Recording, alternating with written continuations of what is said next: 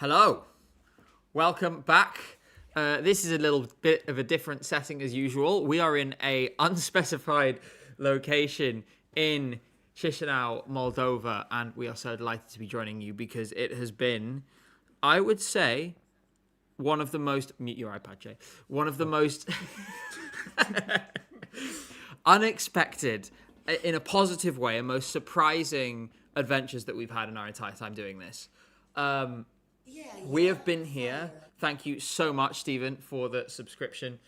We'll talk about all the Greek songs. It's going to have to be next time because we just haven't had time to listen to them yet because it was only this afternoon the last lot came out. We have had the most extraordinary time over the last 4 or 5 days in Moldova. It is a country that has surprised us in the best possible way repeatedly. And I think we're going to spend a good period of time. Something is shaking mysteriously in this flat. This flat is full of oddities. Oh, it's the table. Oh dear. We're going to spend a good amount of time tonight talking about that. We're also going to be talking about the songs from Ukraine. Now we have them all. And we are going to be talking about the show in Malta last night too. Yes. Jay, firstly, how have you found the last few days here? Absolutely insane. We have done so much since landing in Bucharest. Mm-hmm. Like, we've been on our travels, been waking up early to do stuff. You'll see everything in the vlog. But, oh my gosh, this country is... It's so underrated. Yeah, very so underrated. And once I'm just going to... There we go. I think that's the extraordinary thing is that there is, I think, probably... For those of you who are not from Moldova, I very much doubt that any of you, maybe a couple of you, there's always, you're a bunch of weirdos. At least one of you would have been on holiday to Moldova. But the vast majority will have never been to this country. And I'm telling you that you need to come here because what we have found is some incredible food. We have had some really good food. I had some of the best wine we've ever had in our life, both Moldovan and Georgian wine is readily available in Moldova too. Some, really stunning landscapes and countryside. Obviously, an amazing national final as well. Everything has just been so fantastic. There's going to be a lot of people I'm going to need to thank when it comes to the actual video which we released on Friday. One person I do really want to shout out, which is behind some of the stuff we're going to talk about where we've been today.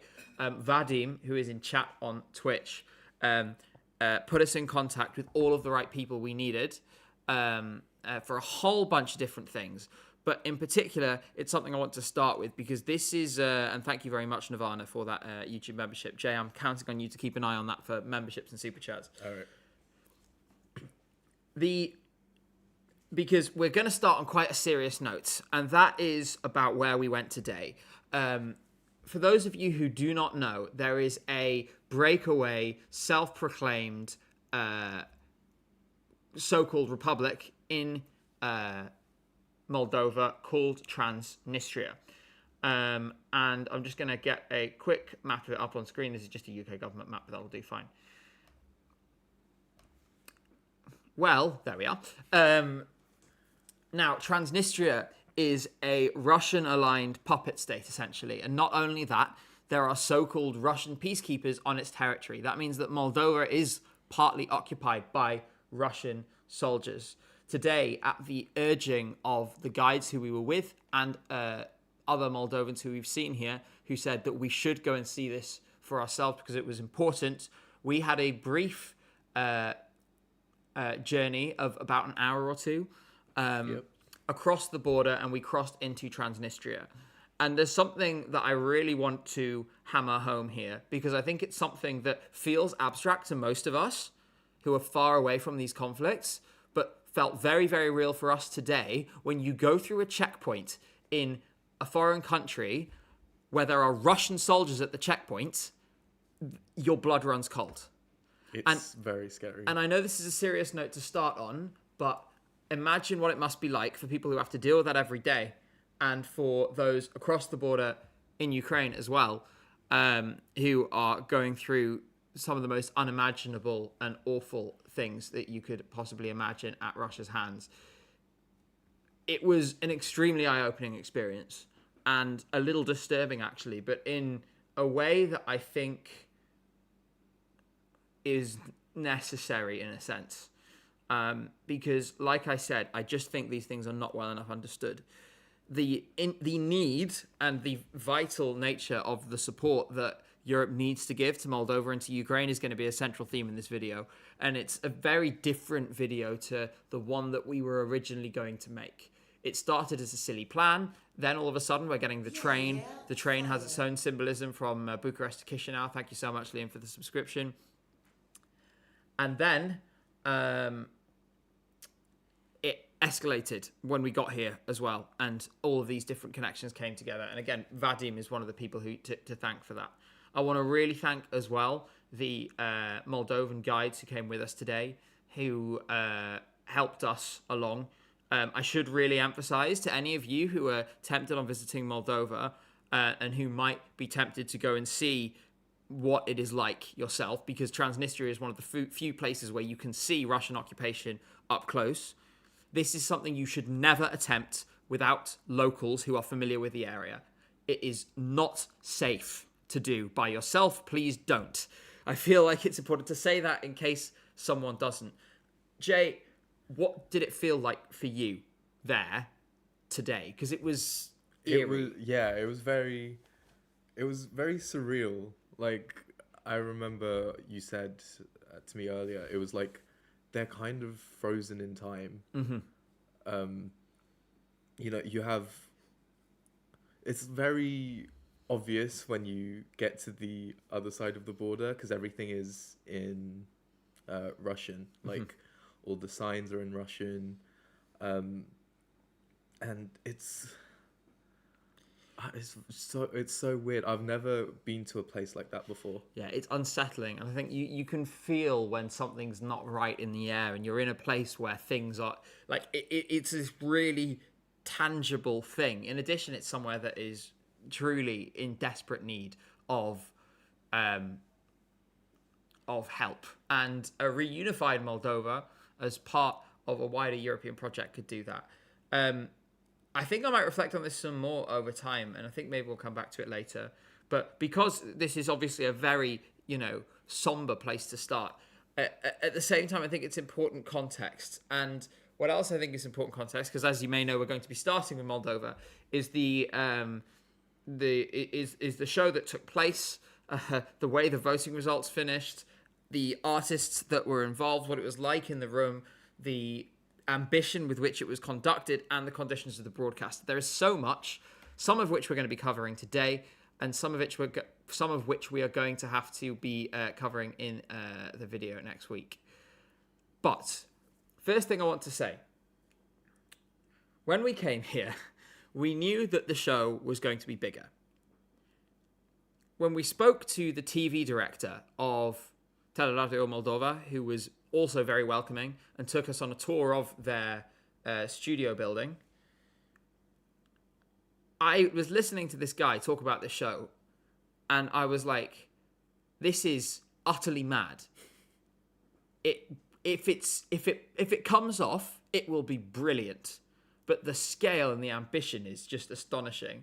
And having watched it back, I am so happy for them that it feels like they pulled it off. I was keeping an eye on social media last night, and I watched back all the performances today. We did that together. I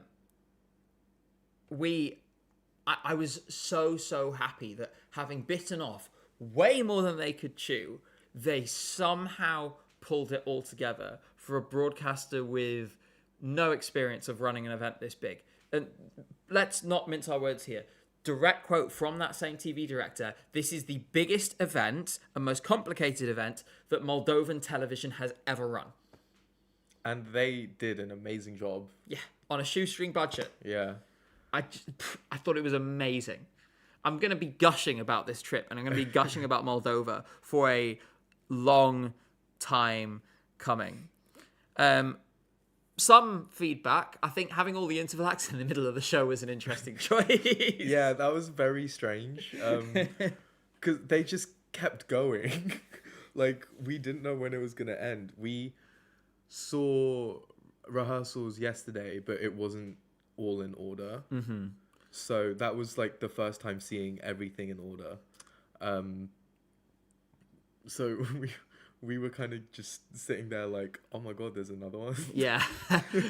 Oh, Paula Selling's doing another song. Thank you, Neuro, for the $2.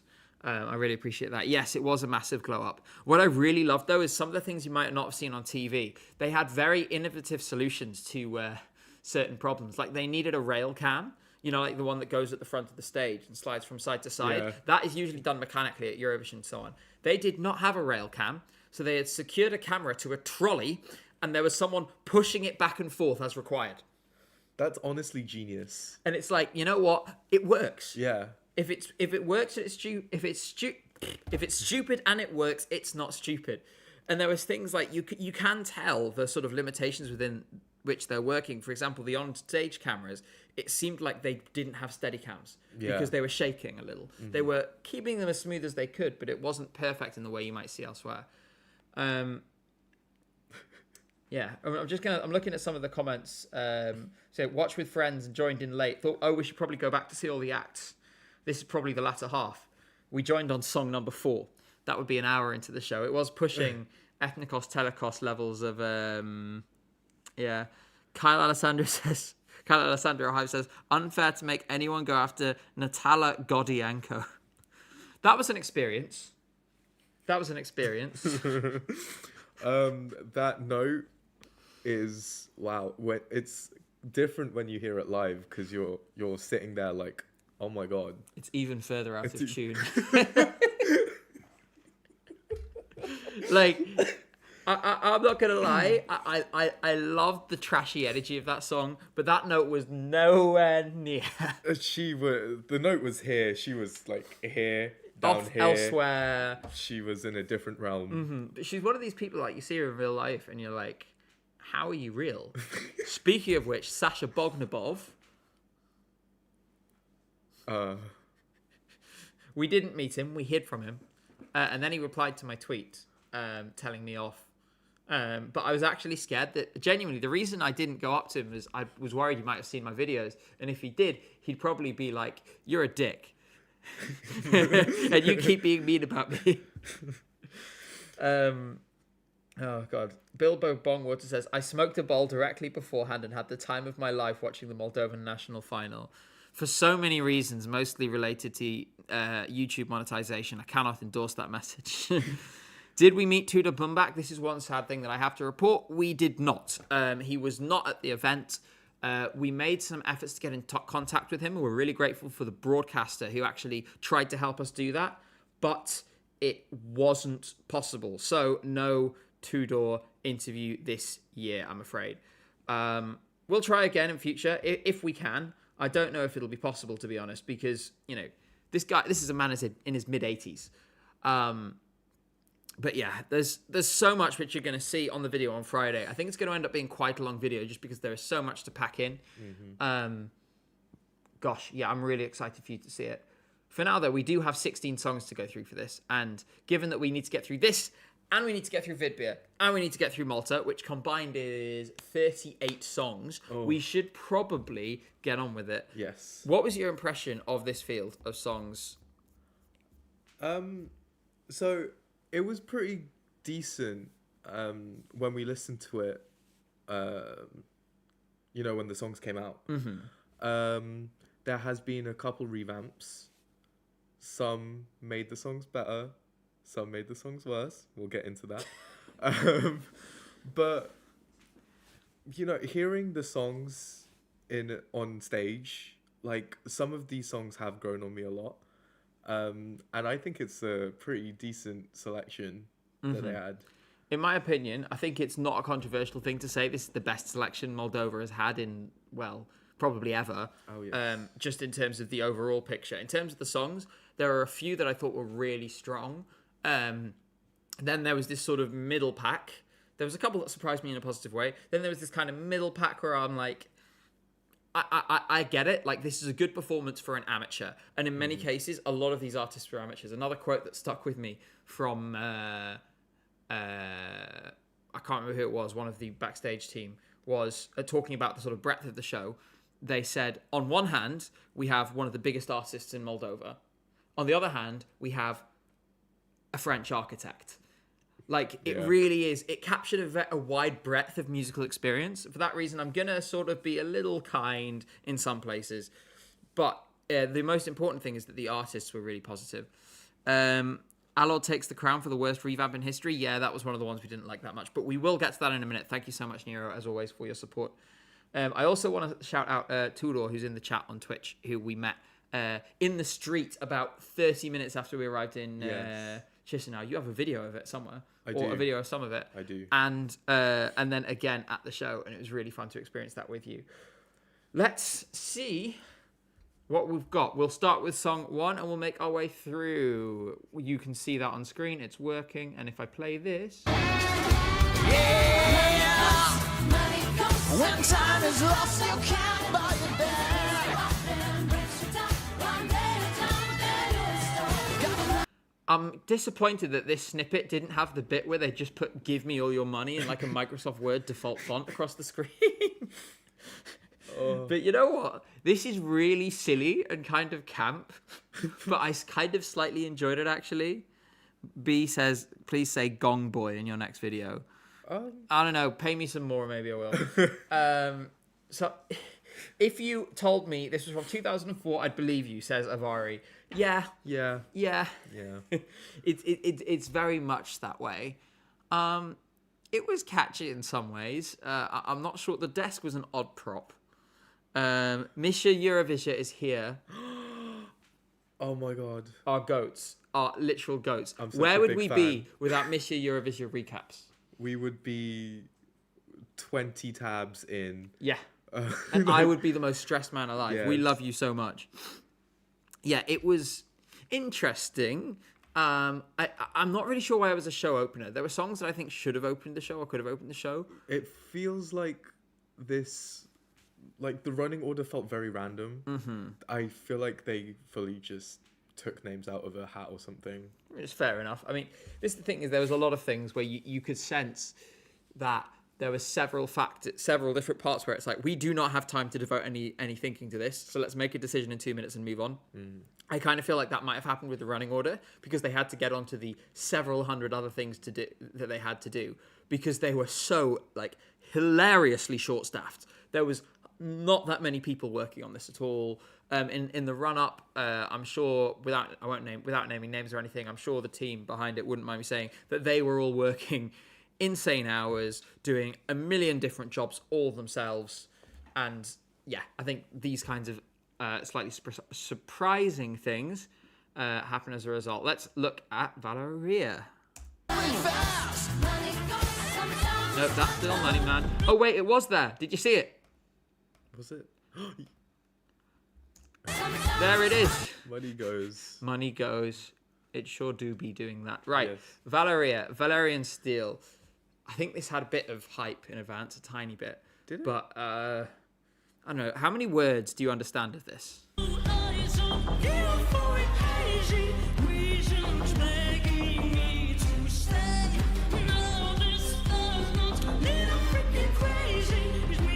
Freaking crazy. I got freaking crazy. She probably said I in there. Yeah.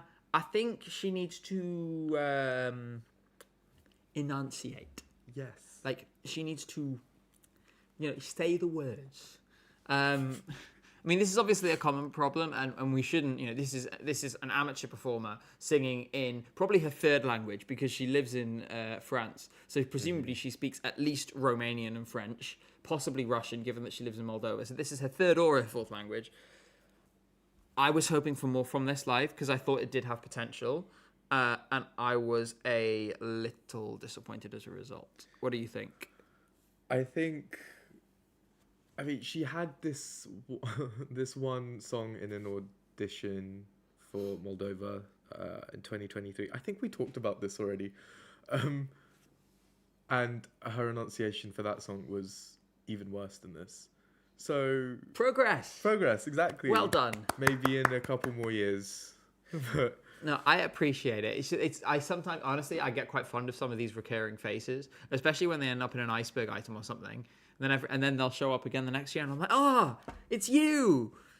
Unless it's Bessa, in which case I'm like, it's you. Or Maya Nikolic. Adelicia.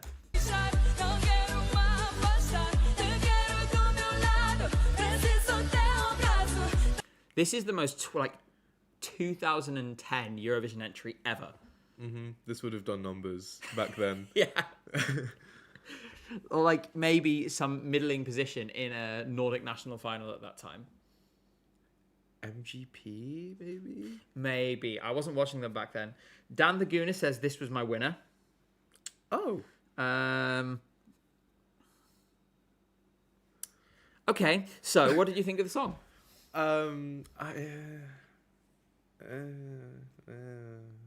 Not a fan. It's okay. It has some catchy elements, but overall there is a lot more. There's a lot more catchy stuff in this selection. Yeah. So this kind of uncatches. We'll get to those. Actually, there's several things that I'm going to be quite complimentary about.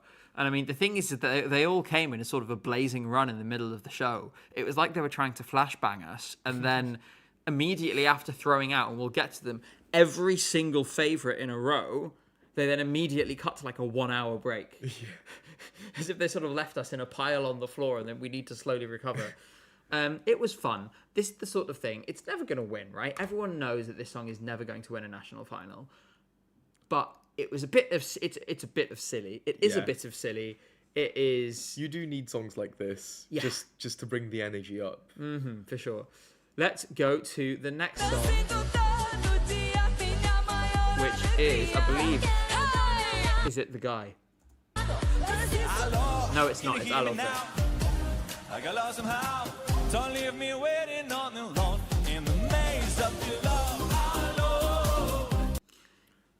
Little bit giving like Timu Lamame. Ouch. Yeah. It's a little more positive, but again, it's quite out of date. It's quite out of date. It's quite simplistic, quite formulaic. Again, it's the kind of thing like I expect to see from a not very experienced performer. I actually don't know what Maxim Zavadia's background is and whether he's a professional or not. I guess the dancing was fine, but this just, I thought it didn't work live. There was no... People were saying there was a revamp and it was better before. Yes. Did you enjoy it before? I enjoyed it before. Look, I'm a big fan of some DL trade, but like... this revamp was not it. And why are you looking at me like that?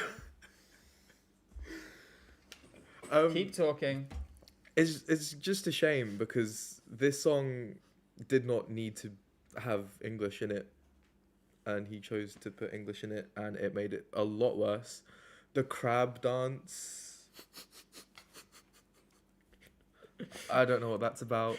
It's a bit like this kind of... It reminds me of Natalia Gordienko because she kind of has a like thing that she does in Sugar, and then there's like another one, and it's like, I mean, we saw that was that I experience. can't believe We'll get to the interval acts. Maybe Yes. we can pull some of them up. Maybe. Yeah, I was not a fan of this, unfortunately. Now we go to one of the most interesting acts in the show, and I think a lot of people might not know why. So we're going to talk a little bit about this. It's linked to what we started with.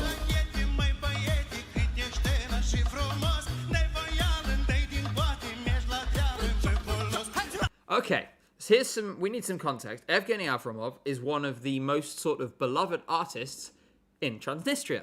And he wrote the like theme song for the Sheriff Tiraspol football team. This is a football team. It plays in the Moldovan league, and they actually beat Real Madrid in Madrid once.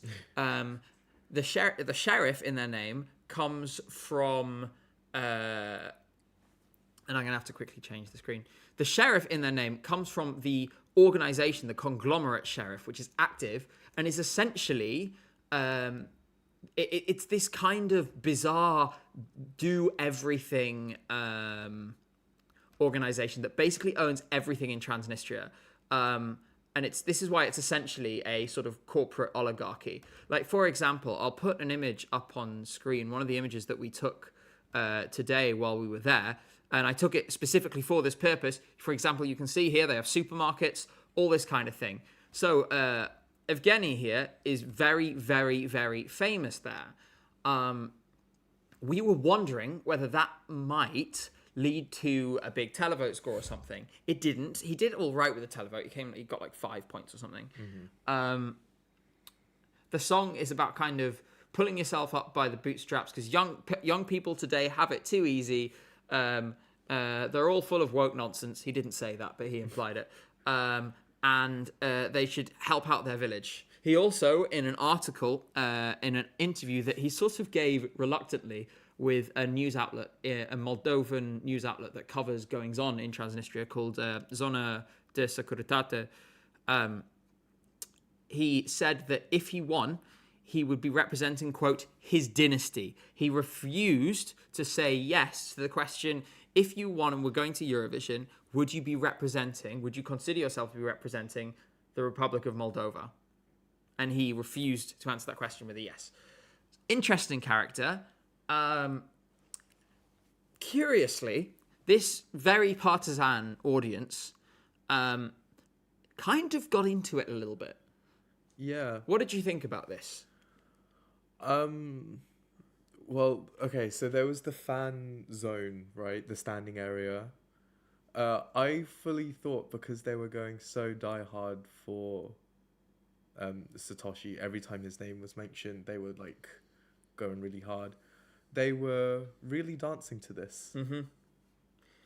I think. So, yeah. I guess the thing is that I do wonder whether a part of it. There's a fan zone of quite, mostly young people, and I saw some people around us, like young kids and stuff, like with their phones, like lip syncing along to the song and stuff. So it's clearly it has some audience. It's a really curious. He's an interesting guy, and this is an interesting song. It doesn't surprise me at all. It got 0 from the national juries, though. Yeah. All of that context in mind. But there he is. We should say the tomatoes. Red is the color of Transnistria, and look, the tomatoes are red as well. Well, they're kind of brownish, and they're AI-generated nightmare fuel. Like, come on, what is this? Like, bro decided we should have one of those sensory fruits videos on the backdrop. Come on. Right, let's move on to candidate for best disaster bop so far this year.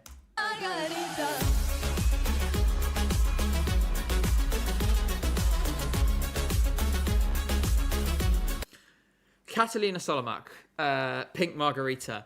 The studio version is really good. She sounded there was one rehearsal in which she sounded absolutely brilliant. And I posted on Twitter about it afterwards because I was like, whoa. And then I heard her again in the next rehearsal and on the night, and something had happened. I don't know what it was, whether she got nervous. She is very young. She's a teenager. The vocal delivery was really off, and there were some bad moments. Did you like the studio version beforehand, firstly, and what did you think of the live when we actually saw it? I really liked the studio version. When we saw the first rehearsal, we were living. Yeah. Like, we were like, oh my God, this sounds great. It's really catchy. The staging is camp. Yeah, it's so camp. It's so camp. But then, I don't know what happened. She maybe... Thank you, Thomas. Appreciate that. I have no idea, but at least the studio version is good. Yeah. I think also, one thing that you guys wouldn't know is that in the first set of rehearsals, when we saw it and we were like, whoa, they had the bass in the arena turned up really high. So this basically, like, the chorus came, and essentially we were sort of forcibly blown backwards. It was so loud, which really adds to the experience, I have to say. Thomas asks, thoughts on that we could have had Elvis in the Norwegian national final this year? My thoughts are Eurovision did this to itself. So I really hope they come back in a different year. And with in a contest that they feel they can be part of. In the meantime, you will know who I blame. Let's keep going to Yes. Yes.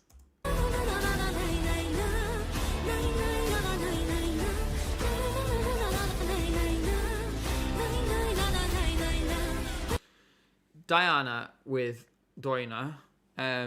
This continues the Elsie Bay losing streak. Yes. I thought this was, when we first heard it in the room, this woman's voice, oh my God. I mean... It's incredible. It's so captivating. Mm-hmm. But Stephen makes exactly the point I was going to make. I think this just goes to show, the lack of institutional knowledge and the fact they've scaled up so quickly. The mixing on some of these wasn't right. I think this is a really good example of that. And as a result, it lost something. I think this is the kind of thing that if you had a lot of technical expertise, it could be staged in a way and mixed in a way that would make it absolutely jaw-dropping. Yeah. And in the room because the sound mixing was great in the room, it was perfect. It was like, whoa. We saw it in a rehearsal for the first time, and it sort of, it gave me goosebumps.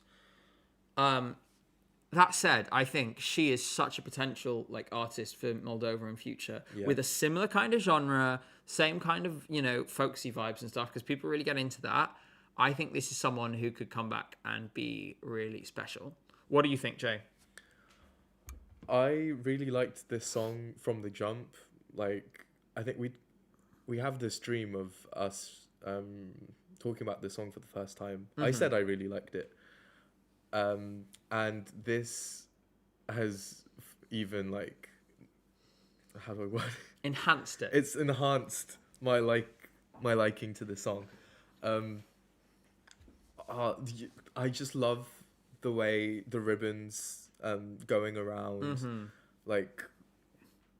And when the song speeds up,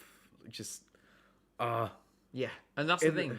Is that kind of thing, the ribbons is the kind of thing with really good stage production that can be developed into such a powerful and compelling image. Yeah. I feel like this song should have finished second. Yeah, I agree. Yeah. Although I did like that. I mean, we'll get to it. It's right at the end, but and that was kind of a positive surprise for me, that one. Mm.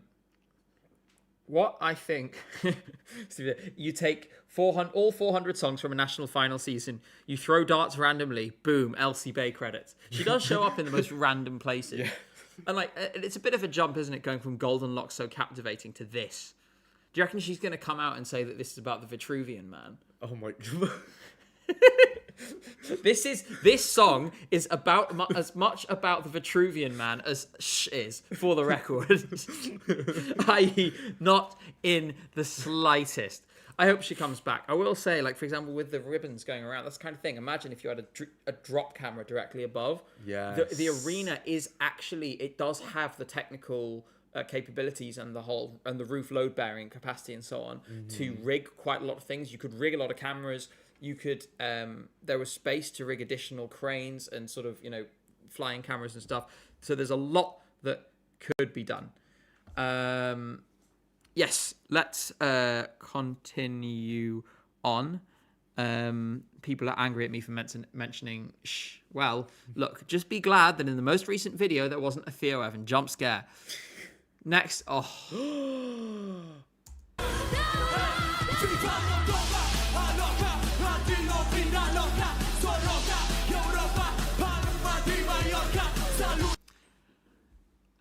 Has there ever been a more deserving national final winner, Jay? What do you think of this? This song is incredible. Wow. So, when we walked into the arena for the first time 2 days ago. Mm-hmm. 3 days ago. 3 days ago now. 3 days ago. Satoshi was doing his rehearsal. I got a video of this, actually. We can probably share it now that it's over. Yeah. We walked through the curtains. There he was, performing this. And he sounded incredible. We were blown away by everything that was happening. Because we saw the stage for the first time. We were really impressed with the stage. We were really impressed with Satoshi giving all his energy. So that was like, whoa. That was like a whoa moment. Mm-hmm. I think as well, I think this song took on additional meaning based on the basically manifesto that Satoshi posted when he revealed that he'd entered, where he talked about what the song meant. And for those of you who don't know, the core message was Moldova equals Europe. That was his core thing that he wanted to put across. That's why you have all these various references in the song. The fact that this was a message endorsed in what we believe to be, and Ben Robertson from ESC Insight, who's been here with us this week. I'll come to that in a second. 1 second. Telepod, thank you so much for the 5 Canadian. I'll come to the message in a second once I finish my point. So where was I? Okay, I've got it. So the fact that this was so overwhelmingly endorsed, and it was 15 times more votes than any other song. As far as we know, that is the biggest ever victory proportionally. We're looking for one that's bigger. We haven't found one yet. It kind of feels like not just a subtle message. This kind of feels like an absolutely blaring air horn for what this generation of Moldovans are like, how they see the world and how they see their place in it. I mean, this is the thing, is that this song, I came into making this video where I wanted to talk about Moldova moving towards Europe without hearing this song, without having heard any of the songs actually when we booked all of this. And then this came out, and I was like, this is exactly what I meant. This was exactly the thing that I was looking for. And then we get here, and everyone in that room, every single person wanted Satoshi to win. The way the crowd was going wild, it felt like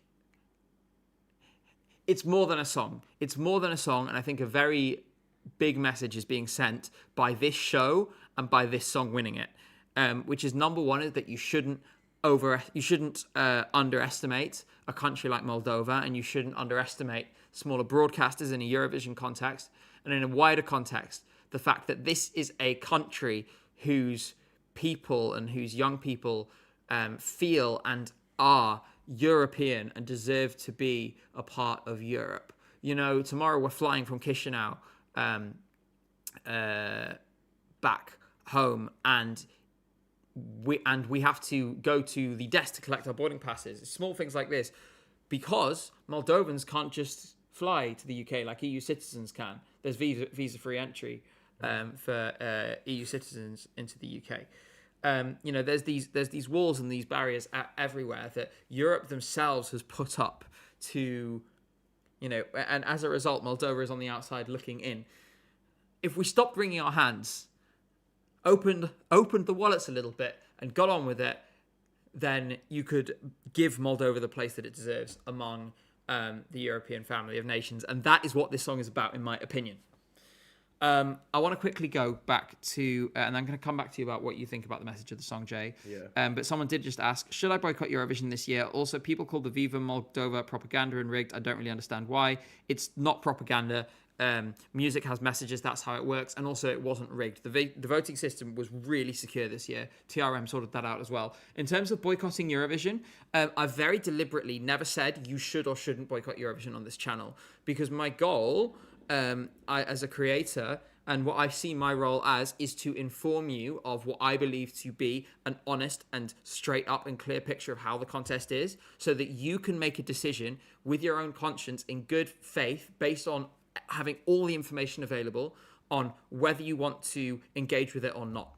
In my opinion, both of those are decisions which can be entirely justified, and no one should hold against you doing either thing. I want to inform, I want to help guide you in some ways to understanding what this contest is about, what's going on, what are the different factors, and most importantly, why things are happening and what systems are pushing those things into place. Because if you understand that, then that might change the way you decide to apply pressure to different things, changes the way you do activism, changes the causes you donate to, these kinds of things, by understanding the levers of power.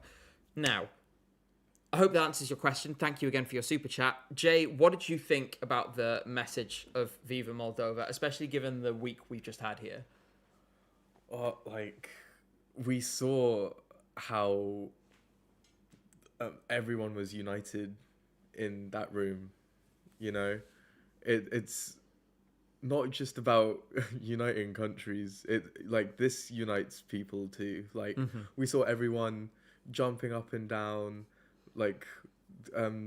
going round in circles, doing the hora, conga lines.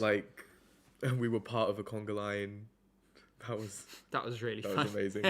It's quite tiring. We're moving around that room at a quite rapid pace. And it was quite tiring, especially since we had all of our outdoor clothes. It's so cold here. It's -10 outside right now, -12 or something. It's actually only -7 right now, but it's going to be -13 tonight apparently. Only -7. Only -7. We've acclimatized. And so I had base layers and thermals and stuff on because we'd done a piece to camera outside earlier in the day. And so obviously I'm sweating like crazy. It is, Tudor in chat makes a good point. Viva Moldova is like crack for young Moldovan people. I think that's what happens when you get, I'll read those two in a second. I think that's what you get when you take something that really captures the mood, like the zeitgeist, along with something that is really relevant to them from an artist and a voice that they already trust. Telepod, thank you so much for the 267. And also, Jamboree Joe, Viva Moldova, very happy with the outcome of this election. Hope you had fun. Yes, we had so much fun, and thank you so much for your support because it helps us be able to do things like this. Let's keep going because there's 8 more songs in this selection. We fight to the end. Sasha Flowers.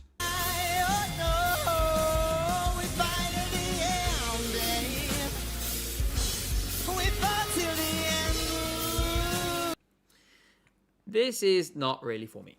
What do you think, Jay? It's not for me either, but it's a good thing they have a variety of genres, I guess. And it's showcasing what Moldova has to offer. Yeah. There was a much better rock song in this selection, though. We'll come to it in a minute. And I'm actually going to spend a bit of time on it because this other rock song in this selection, in my opinion, is one of the most political songs we have had in any selection this year. And I'm going to need to get up a translation of it. I think I have one somewhere. So I'll dig that out when we get to it. It is one of the most political songs, in my opinion, in this year's selection. And I really enjoyed it, but we'll come to that. We have, Christy Rouge. La la la la. It's a chance you could've made. La la la la la la la. No to my is by no means. La la la la la la la. This is simply pure. They cut out her saying pure bleeze. Oh. Pure bleeze. Pure bleeze. Pure bleeze. I love this. This is so catchy. It's the most unexpected thing ever. Me and Gabe loved this. It was so much fun. Every time it came on, we were just sat there like, na, na, na, na, na, na, na. And even the perennially sad and angry ESC Gotham was bopping his little feet around and his little head around to this song. It even melted that frozen heart. We love you, Gotham. I miss Gotham. Same. We had such a good weekend. It's just so fun. Yeah, I'll get to it. It was so much fun. So we saw this in the first rehearsal, and I was like, "Wait, this is so catchy." And then she did another rehearsal.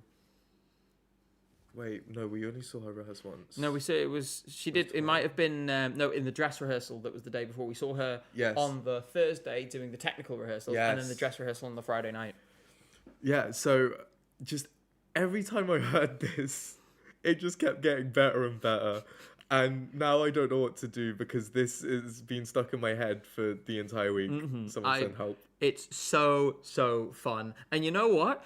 She kind of nailed it. Like, This was a pretty creditable performance. Honestly, I think she can be really proud. I thought it was great. Nero Cantata says, had to talk to a dude about my siding right after Satoshi and came back to Jamala like, what? I was gone 45 minutes. Thank you so much for the $5 super chat. Yeah, it was a long interval. We should say in the last two songs, we jumped forward about 90 minutes. And Nirvana says, you could say Gotham felt pure bleeze. Yes, he did. He did. Yes, he did. Oh, it randomly reminded me. This is totally unrelated. There was this. This is so stupid. Basically, when I was a kid, as in like 5 years old, Right. My mom used to read poems to me at night, and there was my favorite poem that she used to read to me was called Ebenezer Bleezer's Ice Cream Store. Where is this going? And so every time she said "please," I was like, "Oh, I remember the poem about the ice cream store." That's so random. So you never know where these references are going to suddenly. You're going to have like a Ratatouille, God. the critic going back to his childhood, like moment. It can happen at any time. Right. Next, we're going on to Ilinka Sivarovianu. Running through the rain, even if it feels the same. Should I fight for something fading when a fire lost its flame? So, someone actually asked in chat, Gabe, what were your thoughts on an event that happened in 2001 as a 5-year-old? I was four. And it was my first day at school. There's a picture of me with my little reading folder on the doorstep of my grandparents' house from that day. Yeah. Obviously, I had no idea what was going on. I was 4. So on that day, it was my first day of school ever. Was 9/11. I wasn't born yet. Yeah, you were not yet for this world. Yes.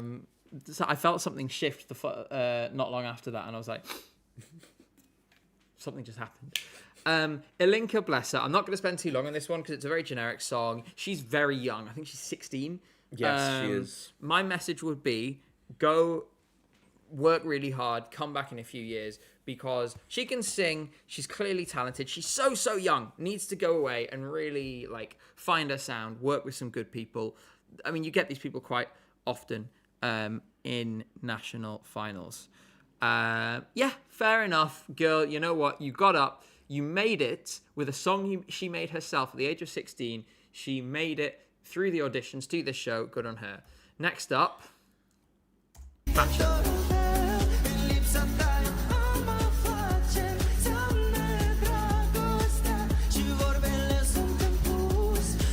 So,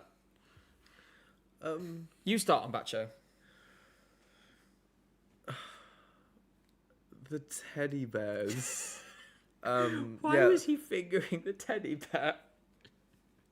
Okay, I didn't think we were gonna say that word, but It really looked like- sure. I know he didn't mean for it to look that way, and it was a prop that worked in a lot of ways, but that picture, that was just, I don't think that visual quite came off. You didn't have to hold it from the underside. You could have held it at the back and did it. What were you thinking? It was... It was at the same time, we've had a kind of Dracula thing in every national final this year. And in fact, I would argue that in Montenegro and Albania, the most Draculaist performers won in both cases. He kind of is a little Dracula. You know what I mean? He Like a little sort of baby Dracula. He looks ill. And sort of vampiric. Yeah. So exactly, he's like a baby Dracula.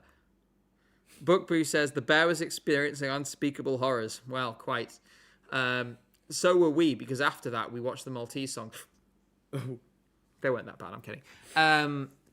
Although I'm glad we didn't watch MESC live. It was hilarious, by the way, that Moldova clearly did some kind of deal with the devil where they're like, we will get a good national final, but we must pass on our curse to someone else. And it just passed flawlessly onto Malta. The Moldova national final lasted, 4 hours? Yeah. The Maltese one was somehow even longer. Even longer, right? 45. So poor Tom, Poor his stream yesterday was 7 hours long. Bestie, if you're watching this, I am so sorry. Go to sleep. Go to bed. God. Speaking of which, it's quite funny. We were listening to the songs for this stream just beforehand. We'd actually heard everything before. We just needed to refresh ourselves. And poor Jay, he fell asleep while we were going through the Vidbeer songs. I had to send him to go and have a nap. I was like, I'm setting an alarm for 20 minutes. Go in that room and sleep. I had a great nap. Yeah, now you're full of energy. That's what we call crisis management in action. Overall, I would say he did a decent job.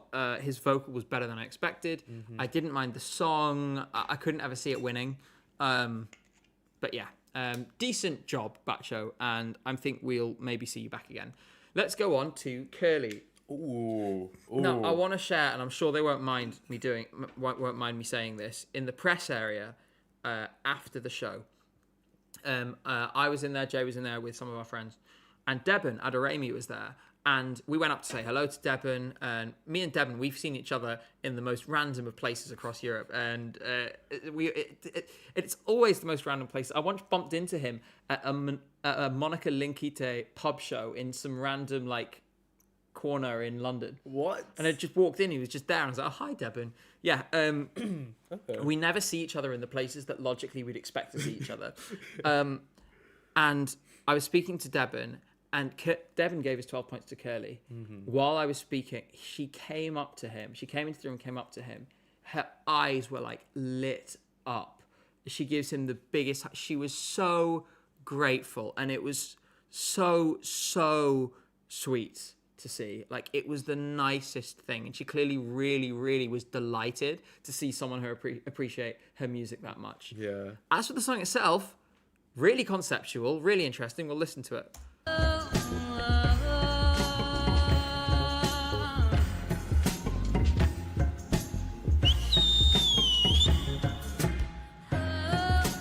Not a great clip. I don't know why they've chosen. Sorry, Misha Eurovision. I love you guys, but that was a bad clip to choose. This was really interesting. Her vocal was really good. Quite dark. Quite war-ish. Yeah. It was very war. To the point that my fiance sent me a text when she was watching this on TV during this song, and she was like, "Honey, why is there war?" What did you think of Curly? When I first saw this, I was so just surprised. Like, the staging for this, the visuals was really cool. Like, I don't think we've seen really anything like this, like, from my memory. It just took me back a little bit. It was a little spooky is the wrong word. Eerie, gritty, like it made you feel slightly uneasy, and I mean that in a good way. Like, it was clearly designed in a way to, like, give the audience, like, a sense of a little bit of alienation, a little bit of unease, and I think that she did that quite successfully. And I mean, I actually thought that the megaphone was quite a nice touch as well. Someone's comparing this to Maya Tiasid. No, come on, Maya Tiasid. That's like when someone compared Vesna to D-Mol. I'm not accepting that. Not that again. Are we going to mention? Oh, it's because someone. Oh no, because it's B mentioned Andrei Zavakin. When I saw he was watching it, me and him like had a little conversation, and I messaged him on Instagram. I was like, I'm here, and he was like, what? I said that there'd been no sign of Tudor bum back, and he was very disappointed. But more on Andre maybe in February when I'm at Estilal. Let's see. Let's keep moving forward. Next we have... right, you're going to have to give me a second with this, because this song, I got a translation of the lyrics somewhere. Let me find it, because I needed... it's not going to give me history. Okay, never mind. Let me get the Eurovision World page up for this and do a translation. This is like the most political... The next song is by a band called Euphoria. This was like... If Viva Moldova was like the positive, look, we are, European, we decide for ourselves.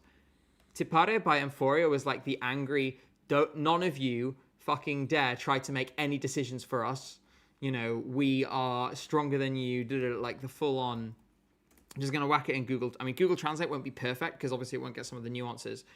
But I'll show you it now. So I'll show you a quick clip of the song and then we'll get to this. Right, I've got to press various buttons. Woo, there we are.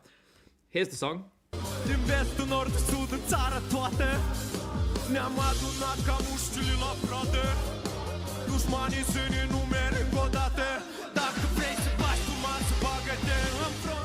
So, Euphoria, the thing that really stuck out to me, I mean, the whole song is very political, but the outro, we do not belong to anyone, repeatedly. Lines like, hands up so the enemies can see us. We have gathered like flies to prey, like the enemies count us once again. They've been shouting us for a long time. It seems pretty blatant, but that's why I love it. Because these are like kids doing sort of angry, rebellious rock music. It's so authentic. And when we first heard this, I think we were all a bit like, whoa.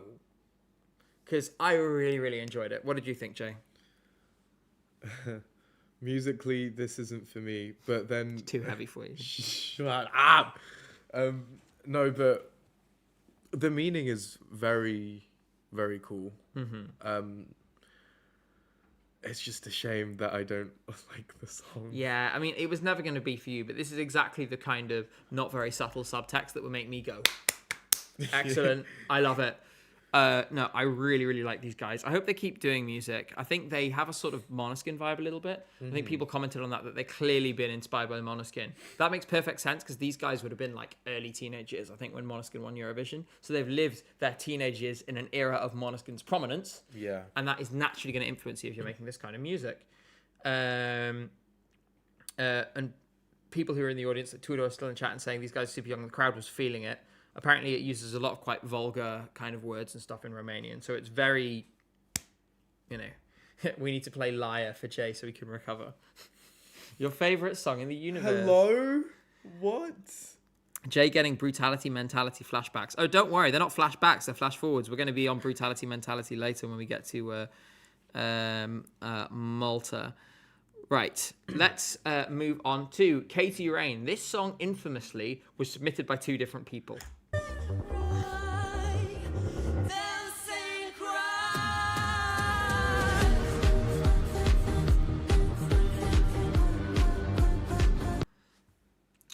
So quickly, allo, thank you for the 50 secs. Says, my friend was there. I took a picture of my screen when you guys showed up and he's standing creepily in the background. It was so funny. Love you guys. No, that bit of us running forward, there was someone right next to us who'd just come up to me and asked to take a picture. And then we started moving and I was like, can we... And so you could just see him like shuffling along with us. It's quite funny. This was fine. Someone said dreamy. I think dreamy sums it up. The best part of this performance was when they weren't singing. So I think that says a lot. Yeah, the vocal, not great. Brought live backing singers. Not many people did that, so I appreciated that. Yeah. But yeah, I think this maybe is the kind of song that didn't really work on a live stage, in my opinion. No. We move on to the last song of the night. Welcome. If you're British, you'll understand this reference. Welcome to Jules Holland's annual New Year Hootenanny.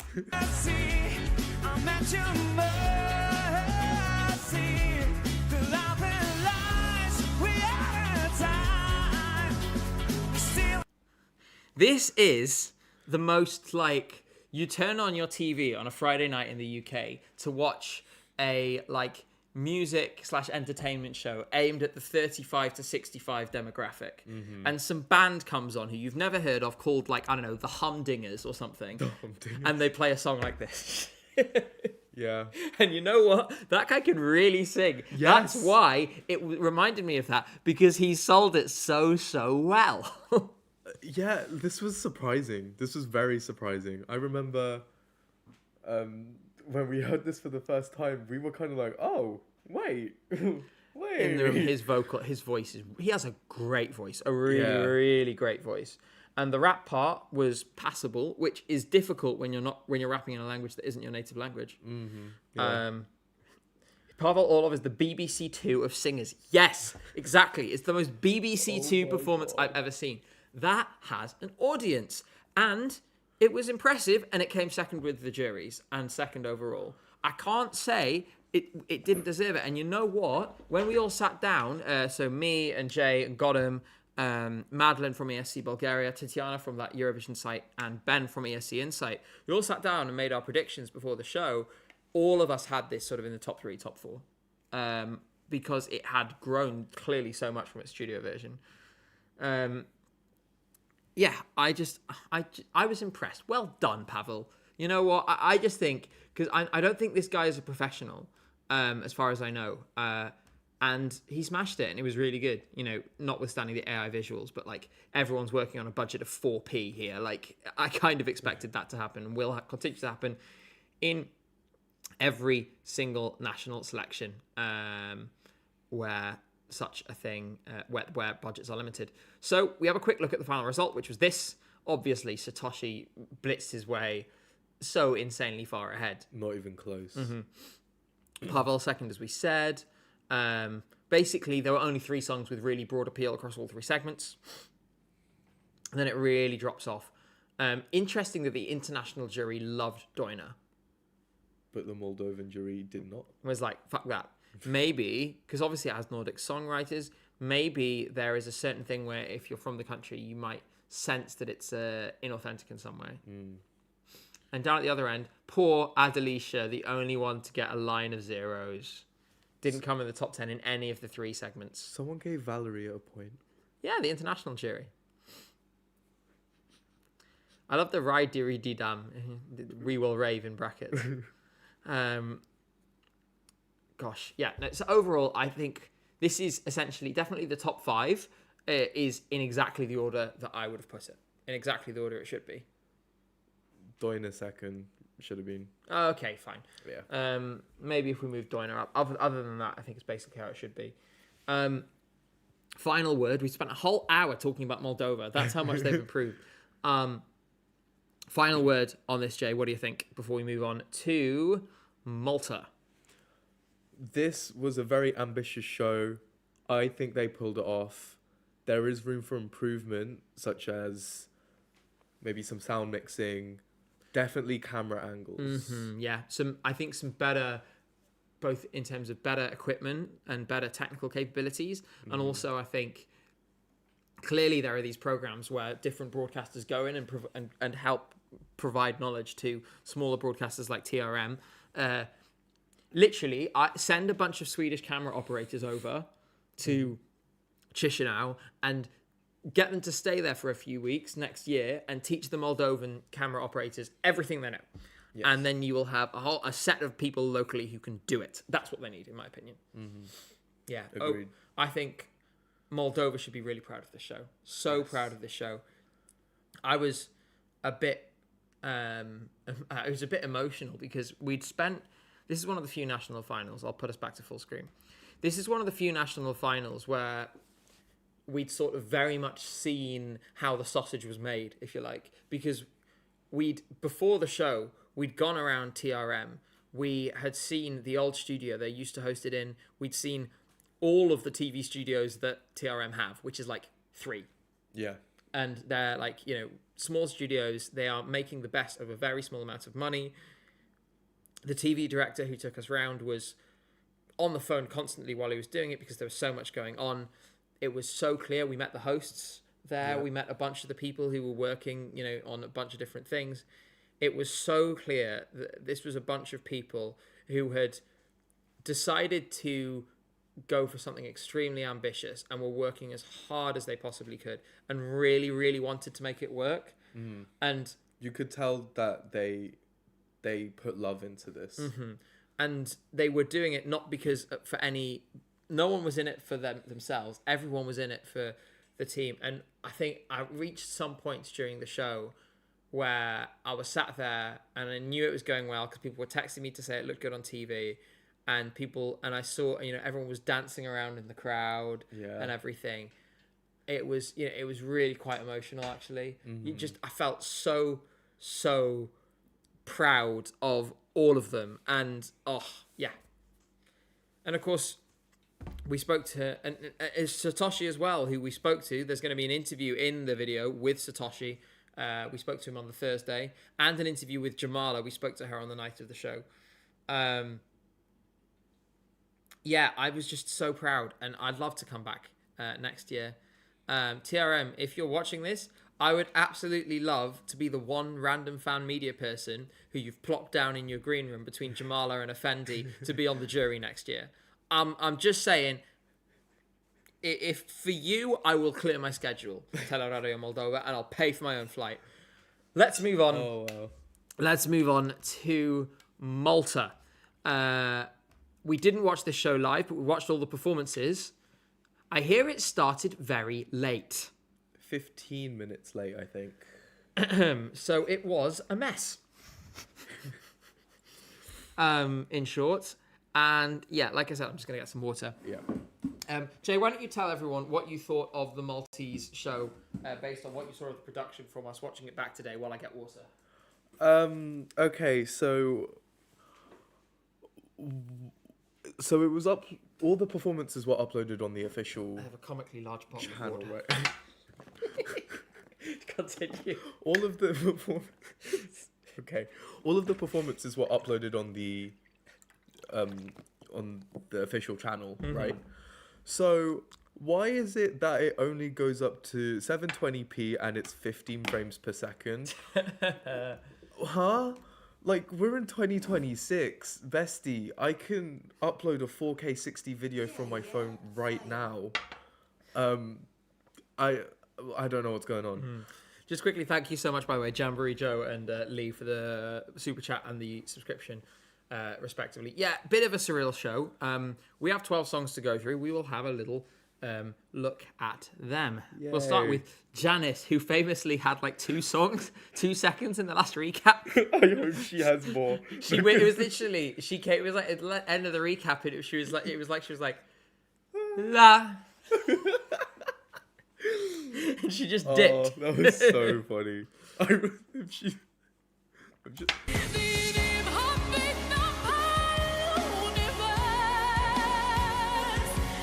And that was it.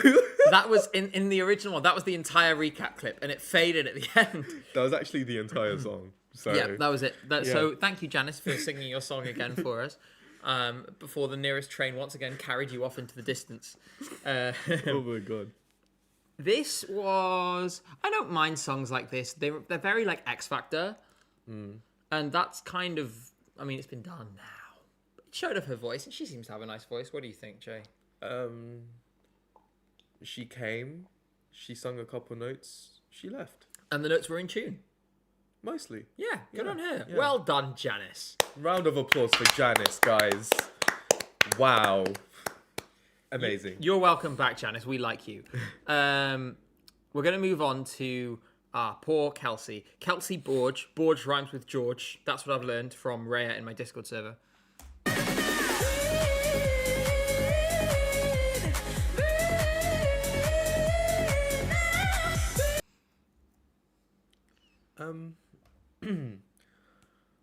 Instead of letting a girl breathe, I think we should let a girl find the note.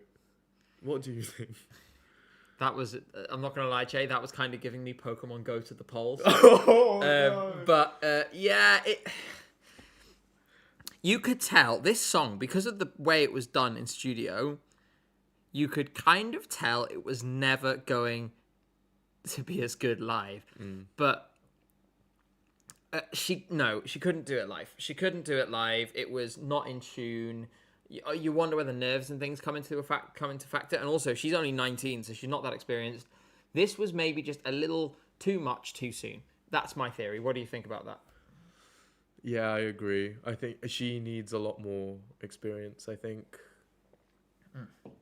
before she can pull something off like this. Yeah. It was a good attempt. Yeah, although given that this is an initial fan favourite, an 11th place finish was a little disappointing.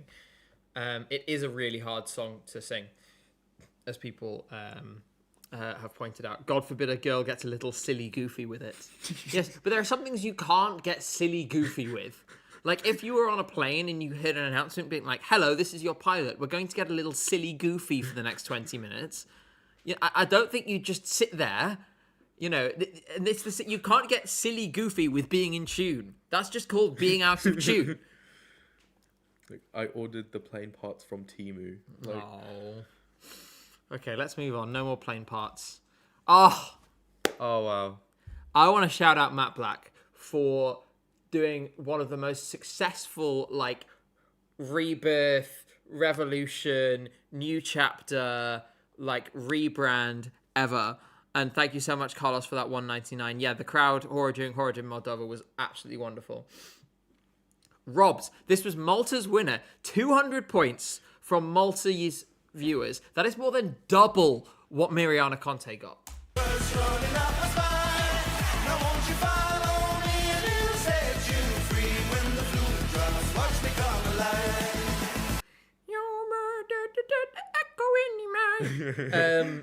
It does sound a bit like Echo in My, but I like that song, and I like this song, and it's been a couple of years, so he's allowed. I'm just glad he made a song in this style that didn't sound exactly like Queen of Kings, which most of them do.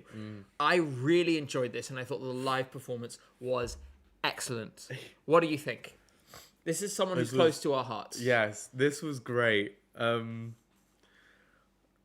Just the whole concept, like, there was always something going on stage. There's never a dull moment with Matt Black, honestly. And again, the last couple seconds where the energy picks up, I would have died to see this at Eurovision. Oh, it would have been so good at Eurovision. Yeah. What I think we'll say as well, I want to actually shout out Matt Black for another way in which he won in this national final. He had 4 songwriting credits in this show. That's impressive. All 4 of them got to the final. That's really impressive. And they got 2nd, 3rd, 4th, and 7th. So Matt Black, if you add all of those up together, Matt Black won easily. well, yes. That's how it works. Yeah, I just think this. We'll get. I understand it, kind of, because the winner. Fine, we'll get to it in a minute. But yeah, I just really would have loved to see this. And I think if Matt Black keeps going, we're going to see him at Eurovision eventually, because he has so clearly grown so much over the years since he first did, like, Come Around or whatever it was 5 years ago. Yeah. And he kind of did the silly fun thing. He leaned with, Up was a little more, was sort of, silly and fun, but not like mega. Obviously, Banana all in. Oh, Banana. Now we've recessed back a little bit and he's sort of taken on a new direction, and I'm so proud of him. Just keep going, please. Don't give up. Keep on going. Denise. Oh. Right, this is my favorite, like, rejected Blackpink song.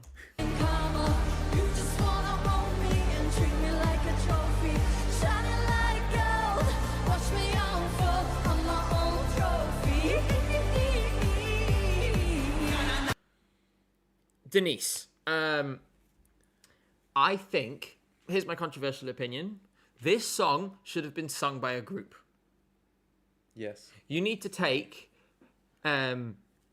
this requires, like, a K-pop framework, where you take a group of girls, you, like, absolutely, you train them, you sort of get them super fit, super on it on the choreo, and then you totally blow everyone away using the quality of the greater than the sum of its parts. And having multiple people will also make sure you're not out of breath. Mm-hmm. Because it just means it would give this song, I think, more potential.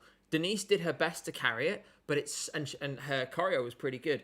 But I just think it's clearly a group song. It's clearly a song made for a group, and it would have been better if you'd had Denise as part of a sort of super group because there's loads of Maltese pop girlies. I imagine you could somehow, like, knit them together into some kind of super group. Mm-hmm.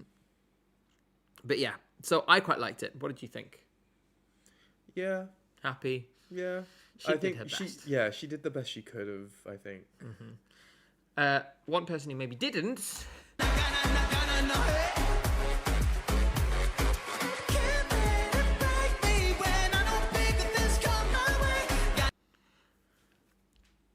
Wow.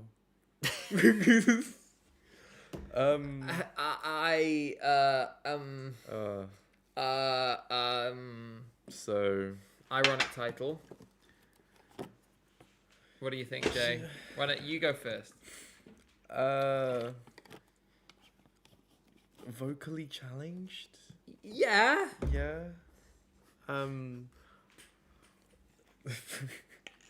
Just this did not work. No. No. No. It was interesting. We were listening to this before, and I said, like, maybe if this had been sung by, like, Agone. Because also it would have meant it would be actually sung by a Spaniard, put the entire song in Spanish, someone who can probably hit those notes, then maybe then I'd start to buy it. It feels like a mishmash of different things that don't really make sense together, in my opinion. It's kind of like, I don't know, steak and ice cream. Yeah. And so it just didn't work. It was like, I don't understand why these things are arranged in this way. And that kind of put me off it. Moving on to Emma Achikuku. What I love about this song is it has that sort of thing in the background for the whole song that kind of goes... Boop, boop, boop, boop, boop. It's like your AirPods dying. Yeah. There, you hear it? It's like... Boop, boop, boop, boop. I really like this song, actually. If you know anything about me, is like I love a good beat, something I can dance to. And this has that, and her vocals are very good. Maybe a tad bit shouty in some places, but overall, yeah, very good. Apparently that's Achikuku. That's the sound is saying Achikuku. But the thing is, that's what I thought initially, but then I tried to listen for it and I still couldn't hear it. That makes a lot of sense. Okay. The thing is, I think she has so much power in her voice, and in my opinion, one of the best live vocalists in the selection for sure. I did think this song was a little anticlimactic. I wanted it to just lift and go somewhere. It didn't quite get there. So maybe come back, give it a little more development. ESC Slabe. Okay. Now, let's listen to this guy. That's Oh, Jesus. that's really unfortunate. Franklin, I'm so sorry. Oh. Wait, hold on. Is that Michael Ben David? Oh. I didn't know I am.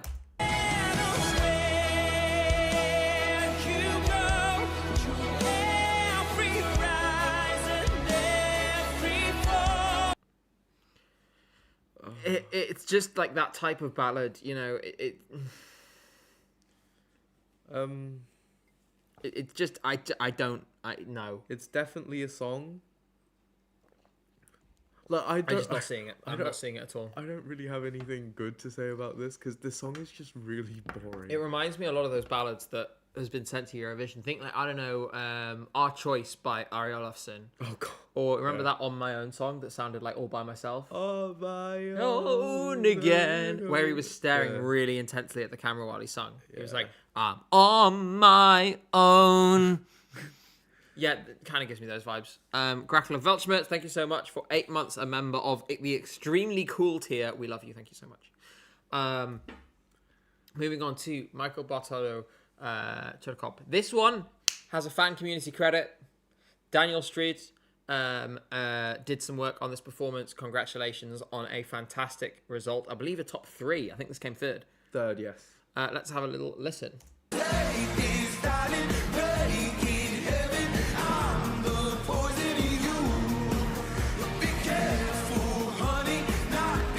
What did you think of My Sweet Angel?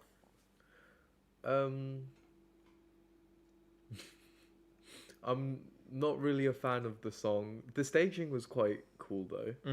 I did enjoy the staging. But he did perform it well.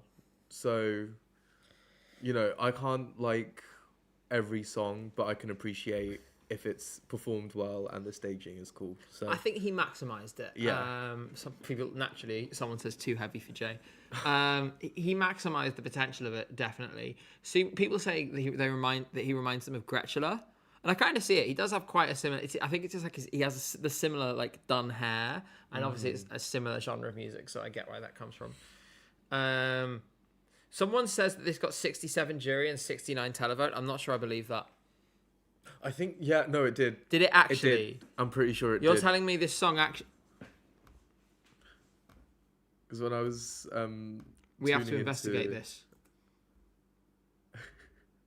Where is it? Malta. Final. There it is. No. Yep. It actually.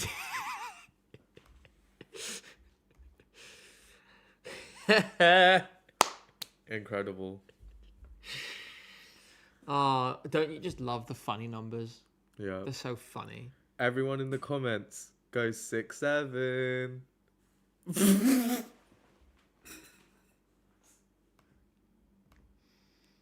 Okay. I'm Let's going to move on. Let's I don't understand why you love this so much, but let's play it.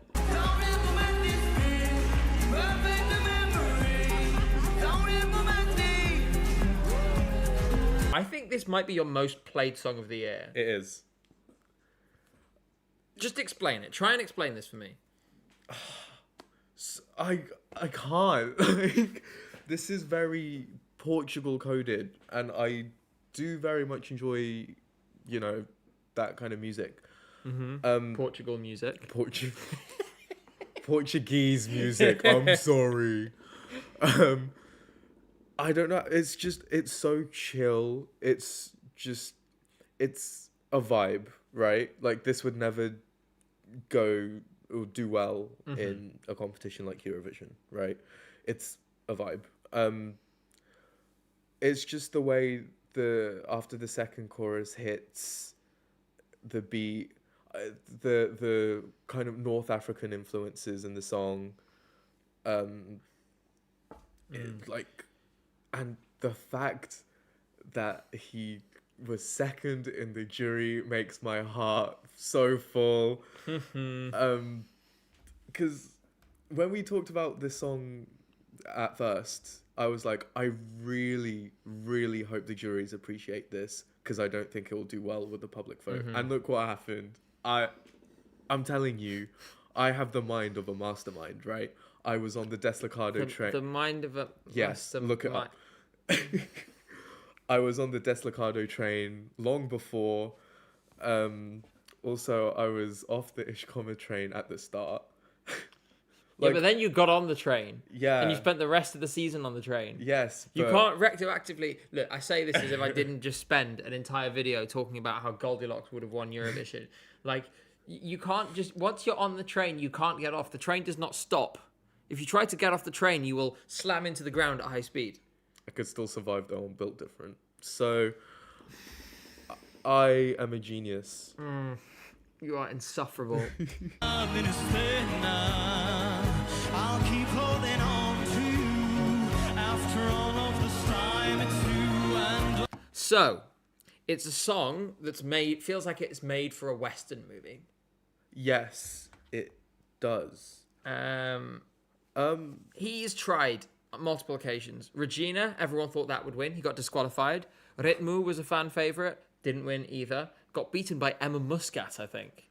Was it, in 2020? Yeah. Oh my God. I cannot believe... And it wasn't I Am What I Am. It was a different song. They then shelved the original song and gave her I Am What I Am instead. Ridiculous. Yeah. Absolutely ridiculous. I'm sure she'll be very sad that she did so badly. She can cry in one of her family's very many mansions in tax havens. Yeah, what did you think of this? I loved this.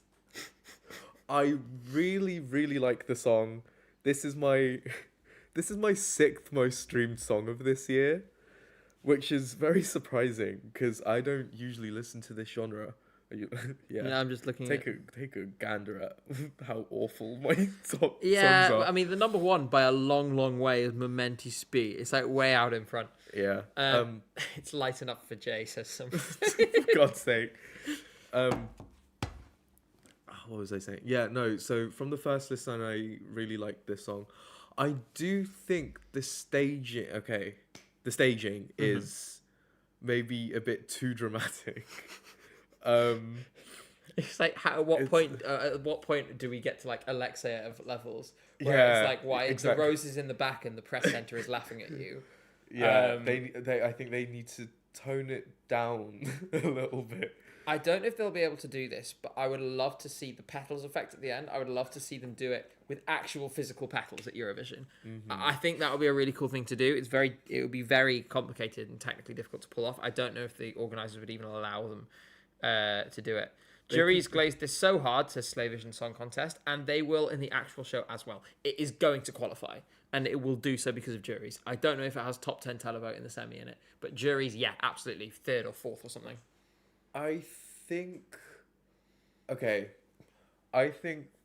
maybe the televote will appreciate it enough to push it through comfortably.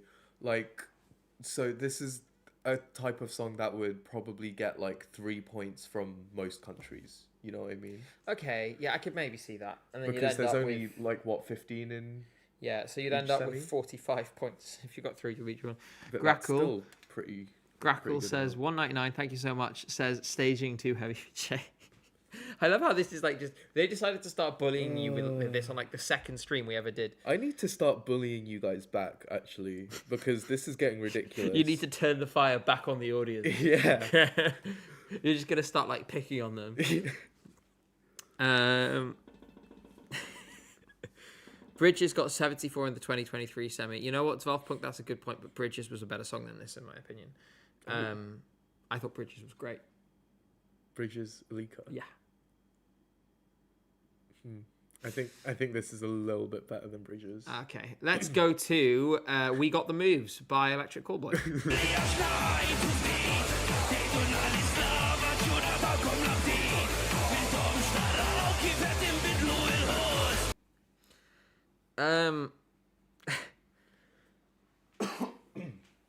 Well,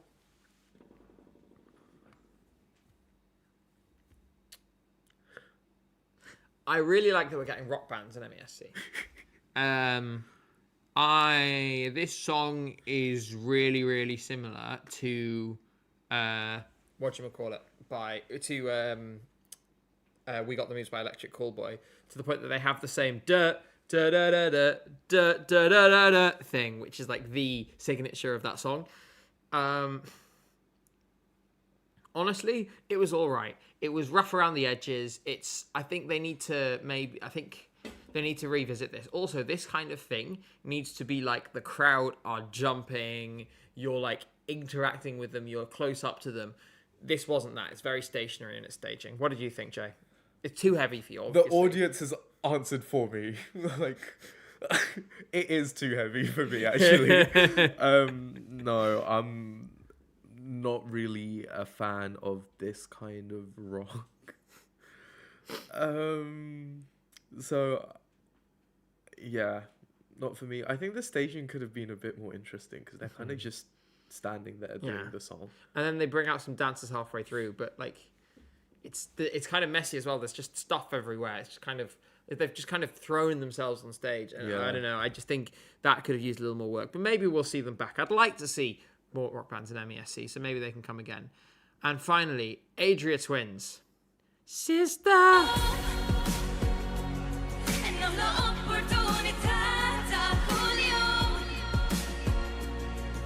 Wait, no, that's... Forget Sisters.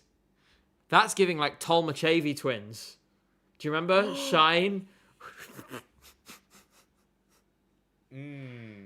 Da, da, da, da, da, wishing on a star.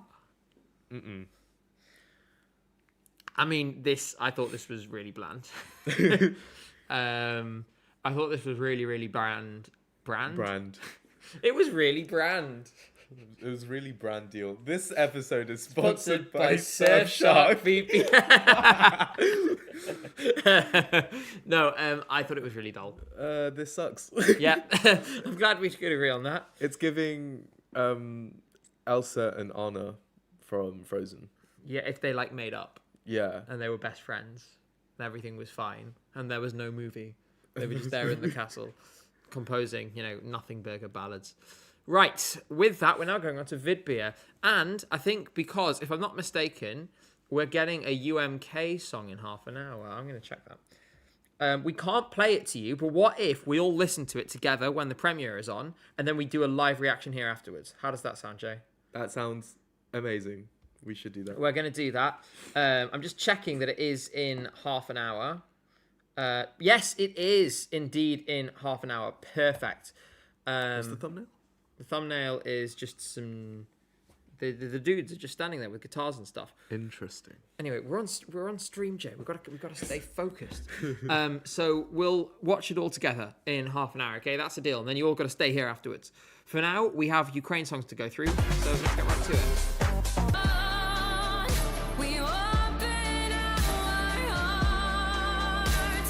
Okay, as much as Valeria Force is like a really over the top dramatic name, the song unfortunately is not over the top, and it's kind of not dramatic enough. What do you think? It's not over the top. It's under the down. You say some of the dumbest shit I've ever heard in my life.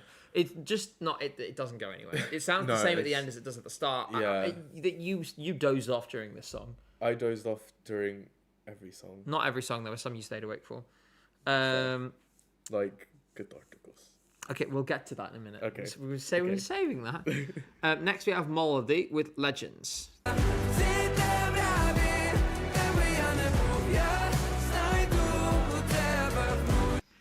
I'm so disappointed with this song because their song last year was great.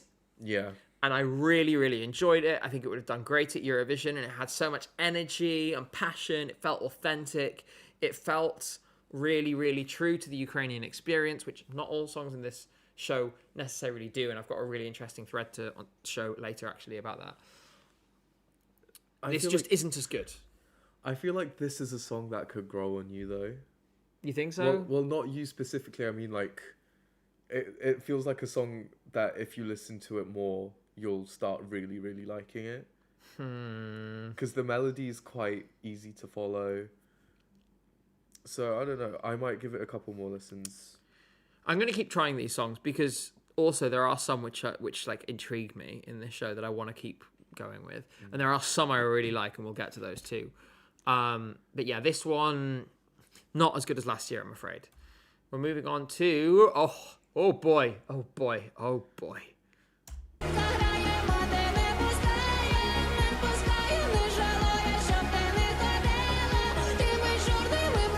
In my opinion, this is clearly the best song in the selection. Really? Yeah. It builds and it builds and it builds. And I think there's so much more potential to do that even more strongly live. Because obviously... some people in these kinds of shows are known quantities. We've seen her sing songs like this perfectly before, so we can kind of make certain assumptions that we can't about others. I think this is stunning, has so much potential. I do think sometimes I want it to just run a little more. It feels like we get up to kind of a fast jog. I want it to break into a gallop.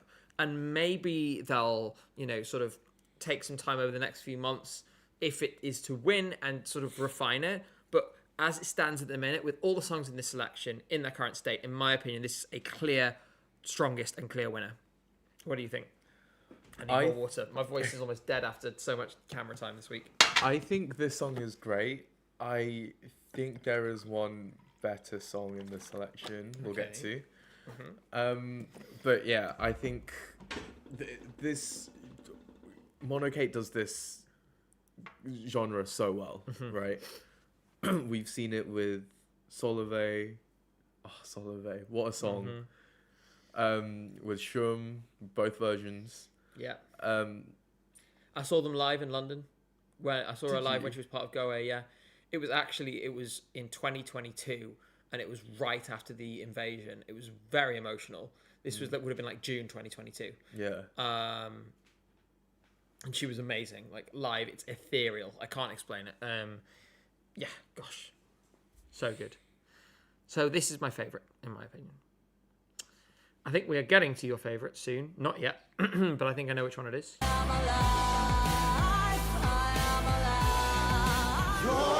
That was a very short clip. What did you think of the aliens? I'm very impressed with because like she is still so young. She was only in junior year. Wait, what? Was she in... She is the one from Junior Eurovision, right? Wait, what? Was she in Junior Eurovision? I'm not making this up, right? Yes. Olena Osenko. Yeah, there we go, in Yes. 2021, so she is young. Continue. So yeah, she is still very young, but you know, her stage presence during Junior Eurovision, like she was owning the stage. So I am quite excited to see what she'll be able to do. Like, Some other people at also the- seem to be finding out at the same time, you being like, that's her? Yeah. Yes, it is. Yeah. As for the song, I've only listened to it like a handful of times. I could not hum it back to you, unfortunately. That's a problem. Yeah. Plodding is an interesting word. I would say yes, there's a few in this which I feel that way about. And I think you're absolutely right. You pressed Well, end. there's no more songs. Now all we have is this probably AI generated abracadabra cover. Right, let's go back. Here we are. I feel blessed 'cause I know you embrace me in your safety. You embrace me in your safety. Every time that I fall, Again, it's that same like anthemic pop sound we've had that like Pavel Orlov in Moldova had. Yeah. Same kind of thing. There was one in Malta, wasn't there? Yes. Very similar to those songs. People are comparing to John Newman. I'd say more Teddy Swims. Yeah. Jamala called this stereotypically British. Yes, she did. And she's right. Rag and Bone Man. Yes, exactly. Rag and Bone Man. There was a time when Rag and Bone Man was considered to be edgy. This is not edgy. Yeah. I don't know what you guys think, but for me, this is... I'll happily listen to it. Like, if I was at a festival or something, this guy came on to the song, I'd be like, Yeah. yeah, fine. But I wouldn't download it. Yeah. So hold on. Isn't this the selection that Jamala said was arse? She didn't quite say it was arse. I think it was suggested that she was disappointed in the selection. I think there is a general consensus that this is one of the weaker Vidbeer years overall. Yeah, definitely. I mean, we don't have sort of the level last year was amazing. There are some songs which live up to that. I think there are others that don't. But to be honest, I'm very much with Ukraine. My position is always it's a miracle that they're able to run this show at all, and I think they deserve to be applauded for that. Lileka is next. We've ridden him. This is your favourite, isn't it? No. Oh. Well, it's a lot of people in chat's favourites. Let's play it. Fears and turn all our walls to cheers. I know their wounds still carry water.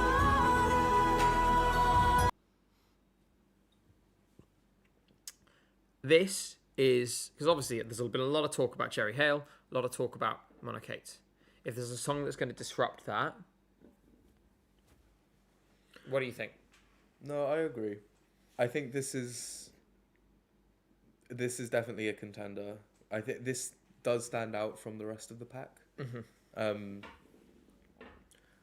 This one isn't my favorite, but it's like third or fourth in my list. I think the thing is the high notes and stuff really elevate it. There's parts of this song, like actually the one in this recap, that I think need help and maybe some rethinking because they're not quite as punchy, not quite as affecting. So I wonder whether there's some work to be done.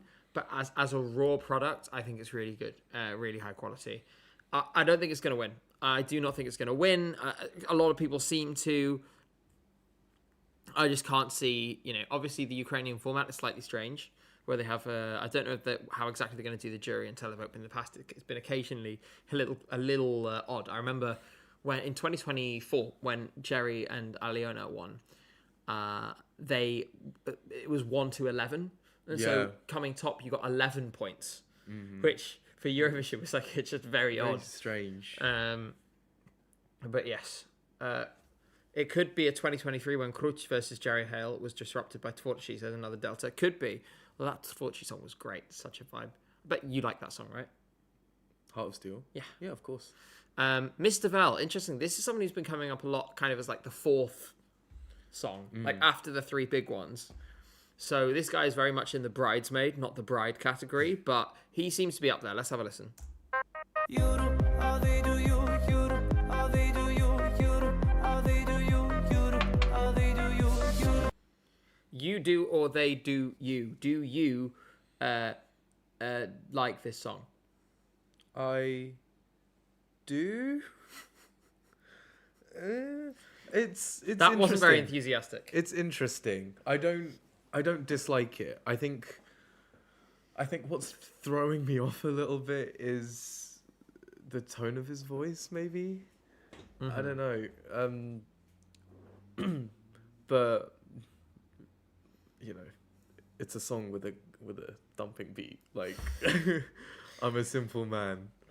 You give him what he wants, he will return with the relevant points. One second, I'm just trying to find the... actually, I had it in... Where did I put it? Oh, I put it in my notes. That's fine. He kind of looks like Snape. Like a sort of young, very shiny Snape. Yeah. Like, Snape if he discovered Korean skincare. Mm-hmm. Speaking of it, you know who's discovered Korean skincare? You? Yeah. You love it? Well, I started using this. Cynthia had this like mugwort face cleanser stuff. Oh, I know the brand, I think. Yeah, and so I started using that, and it's been helping. The thing is I have to be consistent doing it twice a day because that's why I get my face gets blotchy so quickly.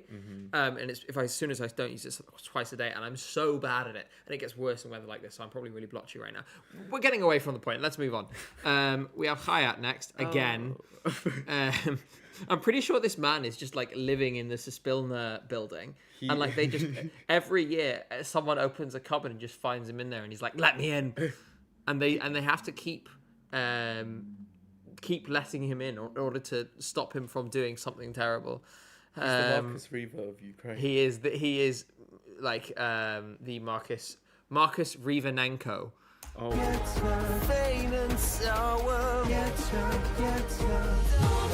Oh, that's it. Like, oh, You're not a fan? no. Nor am I. Look, man, just give it up. You've tried it so many times. Oh. Even Jamala like commented on it, like, I don't know what to do with him. Why does he keep trying or something like that? It was like, it's not gonna happen. Stop trying to make it happen. You're gonna keep coming like fourth.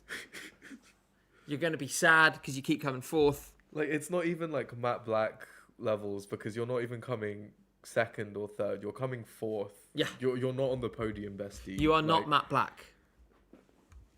Please. Or just like, you know what? Try for San Marino if you're that desperate.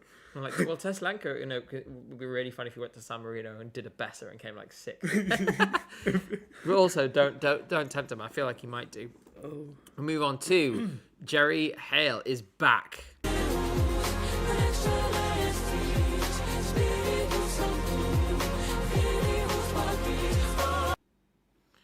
Does it have the cathartic? I think it does have the cathartic way. Oh, it didn't actually. Just missed it, I think. You know, okay, this is really bad. Oh, okay. Yeah, say it. Whenever I hear Jerry Hale go catharticus, in my brain I go omogus. Boop, boop, boop, boop, boop, boop, boop. Every time. And it's ruining this song for me right now. And I don't know how to break it. Thanks so much, Fred, for the £2, by the way. You're just a strange man, and I'm scared. I've just ruined it for everyone else as well. Yeah, well done. She's gonna lose now. Everyone's going to spam every chat whenever the song comes up with Amogus now. I have an interesting thread about this song that I want to read. It's from a Ukrainian Eurofan on Twitter called Dennis, who has some good takes. And I thought this was a really interesting perspective on this song from a Ukrainian fan. So I'm going to show it on screen in Ukrainian. I've got an English translation here as well, which I will put on the side. I'm just going to take my hoodie off. That is fine. Go do it over there so you don't accidentally pull up your shirt and show nipple on screen. No. On stream even. I'm just finding the tweet now. Where is it? Oh, Dennis, where is your thread? I need the thread. Didn't you bookmark it? No, I never bookmark tweets. I don't know why. I just don't. That's your fault. Found it. Okay, so I'm going to put this on screen and I'm going to read it to you in English. I'm not using show translation because it misses stuff when you do that, and also because it's a thread you want also. Okay. Honestly, Jerry Hale this year is really missing the mark conceptually with the song for the national selection. This whole movement with prayers for those who don't see that heaven is on earth sounds, at the very least, very strange in Ukraine in January 2026. I was sitting at the press conference and kept thinking like, Chu, thank you so much for the €4. We really, really appreciate your support. Yes, everything is very conceptual and all that. Sweden gifted the song, and the song itself is actually quite solid. No arguing there. The Debs are talented sound producers, and knowing the kind of material they usually work with, this is an experiment for them. Overall, pretty successful, just a bit monotonous. But sorry, we have problems with basic necessities here. We have all kinds of things, presumably means all kinds of things, in Ukraine, but not heaven on earth. And until people resolve those problems, I don't think anyone, myself included, will want or be able to unfreeze their cold, numbed brains for enough for this song to get the kind of emotional response it expects from people. Obviously referring to the fact that, there's a lot of Ukrainians living without heating because of Russian attacks right now.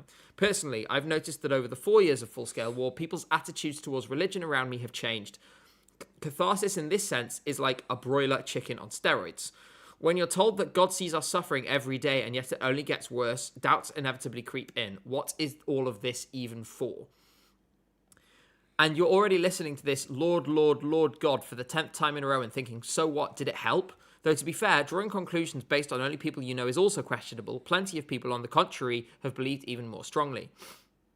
For me personally, this whole theme of humbly turning to God with hope for forgiveness, where the justification for forgiveness is that a person carries the image of the Creator within them, reads like a massive overload of meanings. I got tired even when trying to interpret the first verse. I expect roughly the same reaction from the general audience, except there no one will even try to dig into it. At Eurovision, this won't make much sense anyway, so if it makes it there, everything should be fine. It's a pretty brutal reading of this song. I think as a piece of music from someone who isn't Ukrainian, I think it's very beautiful. Jerry Hale has a very beautiful voice. She's someone who we've praised before on this channel, and rightly so. But that sort of Ukrainian perspective is fascinating to me. Jay, what do you think? This song, it really took me to dark place isn't the right word. Like a very I don't know how to explain it. A sort of ethereal place. Yeah. Something distant or... Yeah. I've listened to this a couple times now. I really like it.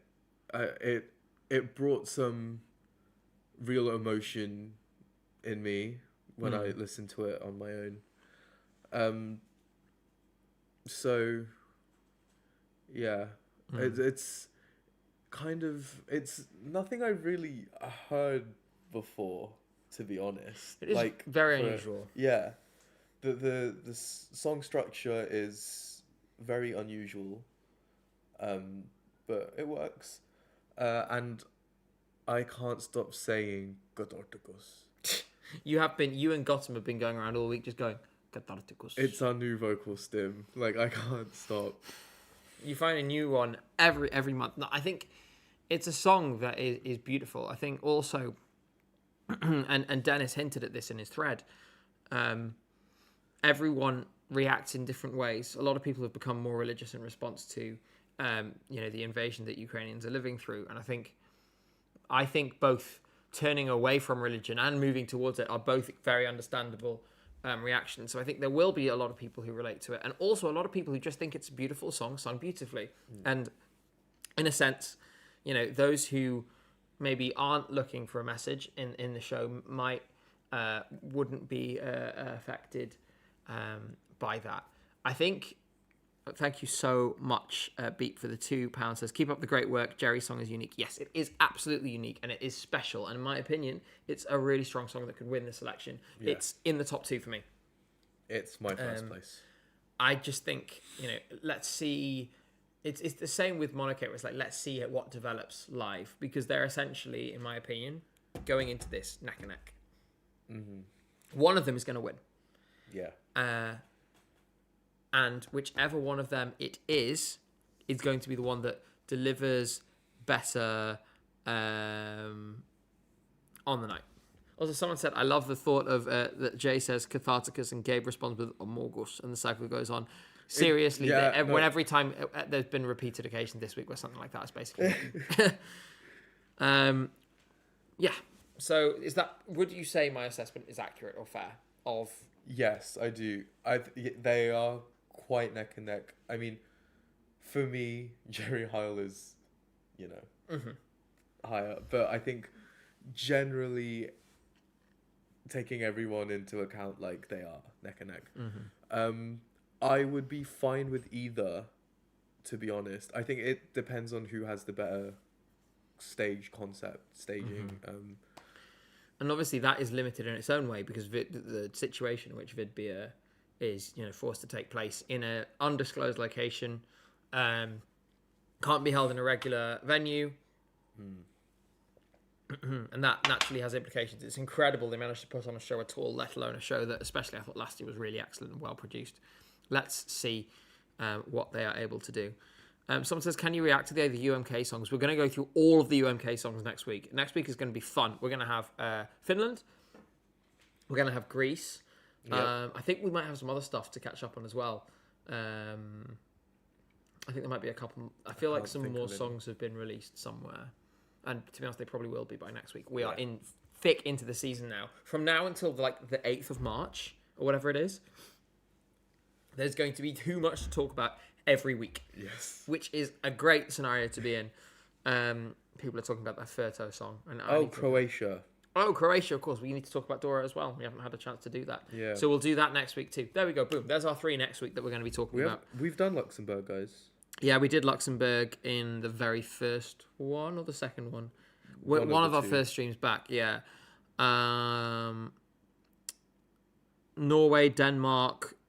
Norway and Denmark? No. Lithuania, we're not going to do until we have the final. There's too many semi-finalists to cover. I'm not covering 32 songs. Sorry, Lithuania. I love Lithuania. I think the national final is great, but it's just enormous. It's too much. Yeah. But yeah, we have one more song to go through in Vidbia, and then we're going to... So the plan is, for those of you just joining us, this UMK song is coming out at in 7 minutes. Yeah. We are going to react to the song live on stream while you're all listening to it too, and then we'll be giving our feedback, thinking about it straight afterwards. That will be the final thing off the stream though, because after that we got to go pack because it's like midnight and we haven't started yet. So in the meantime, we have one more song, which is this one. Misha Eurovision, you forgot to make your last A bold. It's just kind of hanging there. It's like Shukaribba. Anyway. Oh, that's it. Oh, well, that's it. Welcome back, Denise. Why does that happen?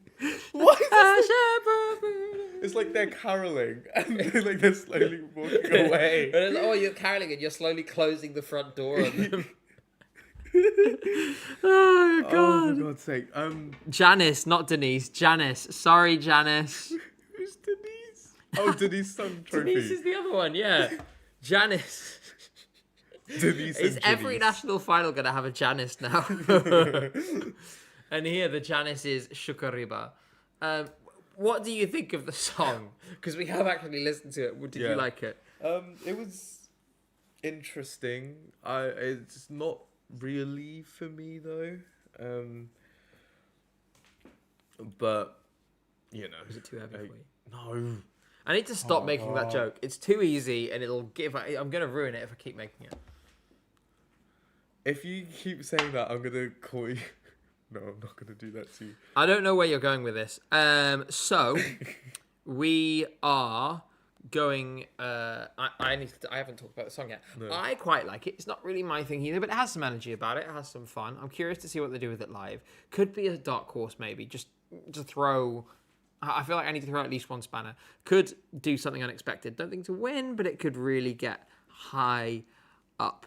The UMK premiere is starting, yes, but it's got a 5-minute timer.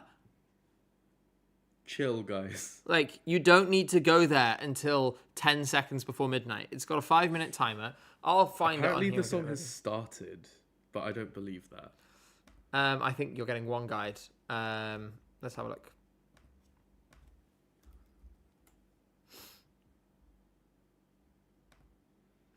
Yeah, 4 minutes, 20 seconds left on the countdown.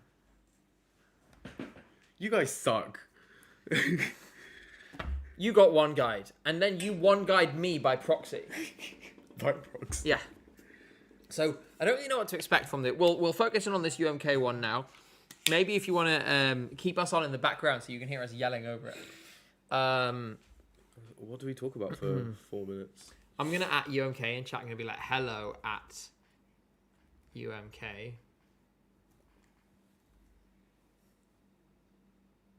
Let's see what they say. Will UMK reply to me?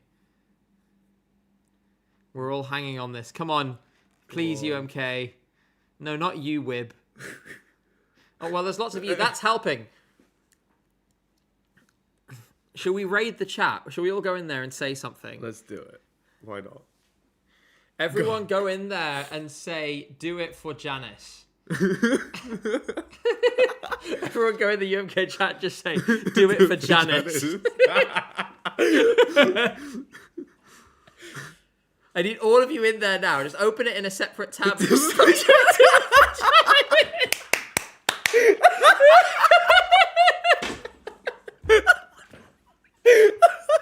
Oh my god. I gotta put this on screen. It's just do it for Janice. Do it.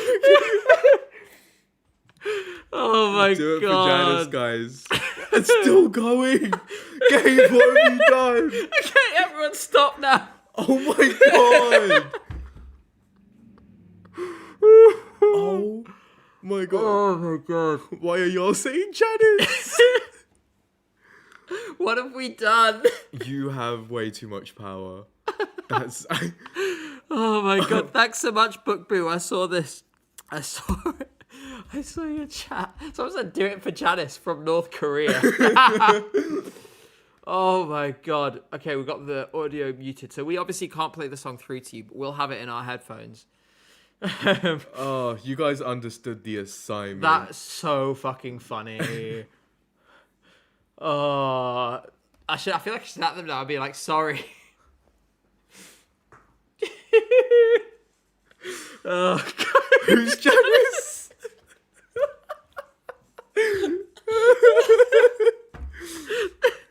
This was the stupidest thing.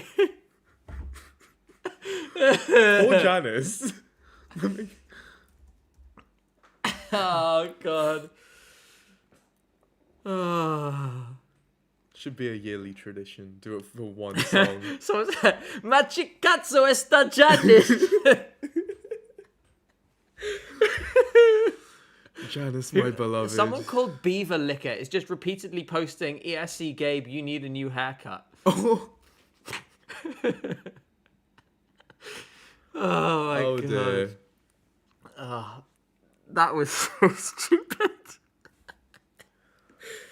Oh my god. Oh, okay. how many seconds left? I don't like this. It's I can't tell how many. I think it's 40. 40. Yeah, it's going to happen soon. 40 seconds. Okay, everyone get ready. Everyone get ready. Stop posting Janice's prank. Oh, God. You guys can't be trusted to do anything. Oh, any predictions on how the song is going to be? I think it's going to be schlagery. The Finns in chat were saying that we shouldn't expect much because they're not expecting much from this. Okay. Oh, the UMK channel is counting down from 10. Janice for UMK. Okay. Janice for UMK. Oh. Here we go. Okay, let's Okay. have a listen. Country. Oh?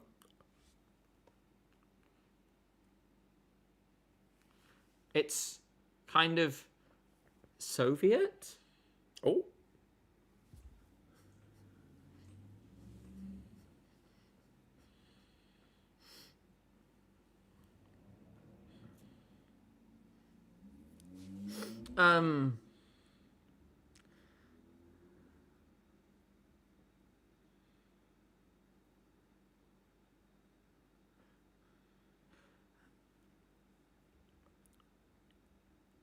This is...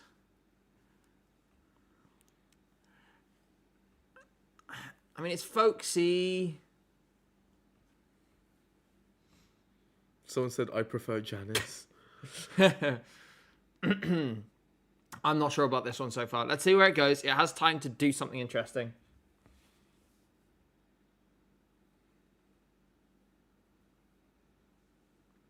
There's a few people saying Kai copy, but I'm not hearing that at all. I don't think it sounds No. anything like Barabarabastu.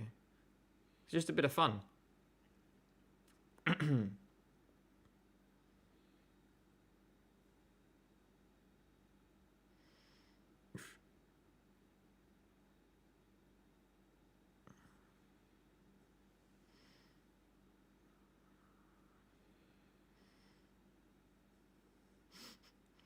still laughing at Do It for Janet. I'm not sure about this.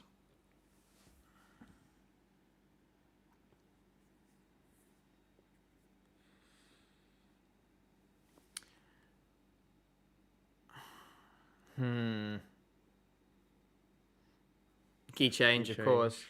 This...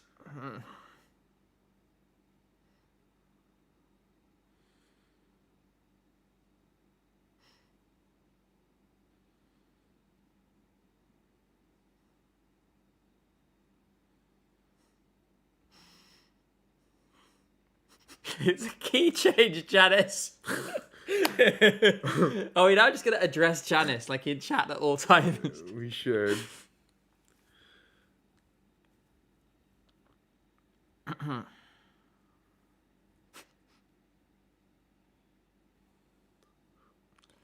Okay. This is a fun song for the show. We've now played it. This is a fun song for the show. We're talking about Finland, anyone who's not sure. It's not a winner. I think the thing is with Finland is there's a temptation to think that every song that comes out is going to be a winner. But that's not the case with this. I don't think this is going to win UMK. It's a bit of fun. I think the crowd will enjoy it. It's clearly made for the domestic audience. And it's cool that they've now done 3 out of 3 in Finnish. It's not, it doesn't feel like a revolution or anything. It's very much a kind of standard, thing on a theme. It's fun. I don't mind it. But at the same time, I'm proud of them because they did it for Janice. What do you think? I think the audience is really going to love this, right? Mm-hmm. And you need to remember that televote is 75%. Okay, but it's not No Rules. It's not No Rules, but I think it's going to do better than people think. I think maybe second or third. Because, we had Portion Boys who wasn't anywhere near in contention. Mm-hmm. They ended up second because it's a very televote friendly song. Definitely. No Rules obviously won with a massive televote. Mm-hmm. So, I think, I don't think it'll win the show, but the crowd will enjoy it. It's fun. It works for the Finnish audience, which is ultimately who this show is for primarily. Nirvana, thank you so much for the $2. Shh, you'll summon Mon Selmelo. With that, all you did was summon Theo Evan. I think it's a bit of fun. It doesn't need to be anything more than that. And I think I'm going to avoid overanalyzing it for that reason for now. Yeah. Eventually, I probably will because it's me and it's kind of what I do, which is, go dive in way too deep and then come out with some Banzai theory that makes no sense. But yeah, let's see. Someone in the chat says, Leakin Hayton will probably destroy the televote unless something out of the ordinary happens with the remaining songs. You never know what we're going to get. We have 3 more songs coming, I believe. 4 more songs. Because this was the first of the week. We have 1 each day of this week. So we have a total of 7. We've had 3 of them so far. I mean, I think Leakin Hayton would be a great Eurovision entry. I think it's really, really exciting and fun. Yeah. And Finland jumped from 4th to 2nd in the odds when that song came out. Yeah. Oh, okay. But we have more songs still to come, so I'm really excited. Overall, I think this is I think it's a varied first 3 songs for UMK. It's exciting. We will go through all of them in depth next week. Mm-hmm. But for now, with that very silly ending, I think we are going to go to bed because it's 5 past midnight here. I'd be happy to go longer if we were, not 2 hours ahead of our normal time. Mm-hmm. But we need to pack because we're out of here at 11 a.m. Any last thoughts on? I want to bring it back to Moldova at the end, and I want to say a big thank you. Some of them may be still in chat. I want to say a really big thank you again to everyone here in Moldova, everyone who has helped us, Vadim and Anna and Valeriu who helped us today, Tudor who we met in the arena, Andre from the TV station, obviously Jay, you, of course, Godham, Ben, Tetiana, Madeline. I've still not got through everyone. There are so many people to thank. There's going to be a lot of lines in the description when the Moldova video drops next Friday. There's going to be so many people to thank. I am so delighted that we came to cover this selection. And you know what? You could tell that they were delighted that we'd come as well. And I think Moldovans actually really jump at the opportunity to show people their country because they know that a lot of the time it doesn't get given a chance unfairly. If you have an opportunity to come here, I would recommend get yourself maybe if you get like a guided tour package or something that's going to get you somewhere with people who are in the know.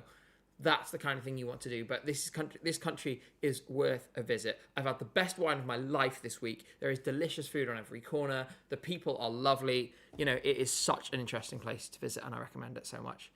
But for now, from Chisinau, we will be signing off, and we will be back in our houses next Sunday with more national selections to talk about. Back in our houses? Yeah, but we've got more national finals to come.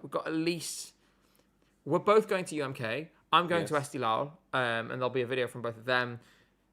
There is maybe 1 more on the table for me, maybe 2 more on the table, but there's arrangements that still need to be made for both of them, and I'm not going to reveal, unless everything is confirmed and I'm definitely doing it, I'm not going to reveal which ones I'm going to, because I don't want to say I'm going and then not, or whatever else. So, for now, take care, everyone. We love you so much. And remember, we are all doing this for one greater purpose, and that is Janice. I knew you were going to say that. Bye, guys. Bye, Janice.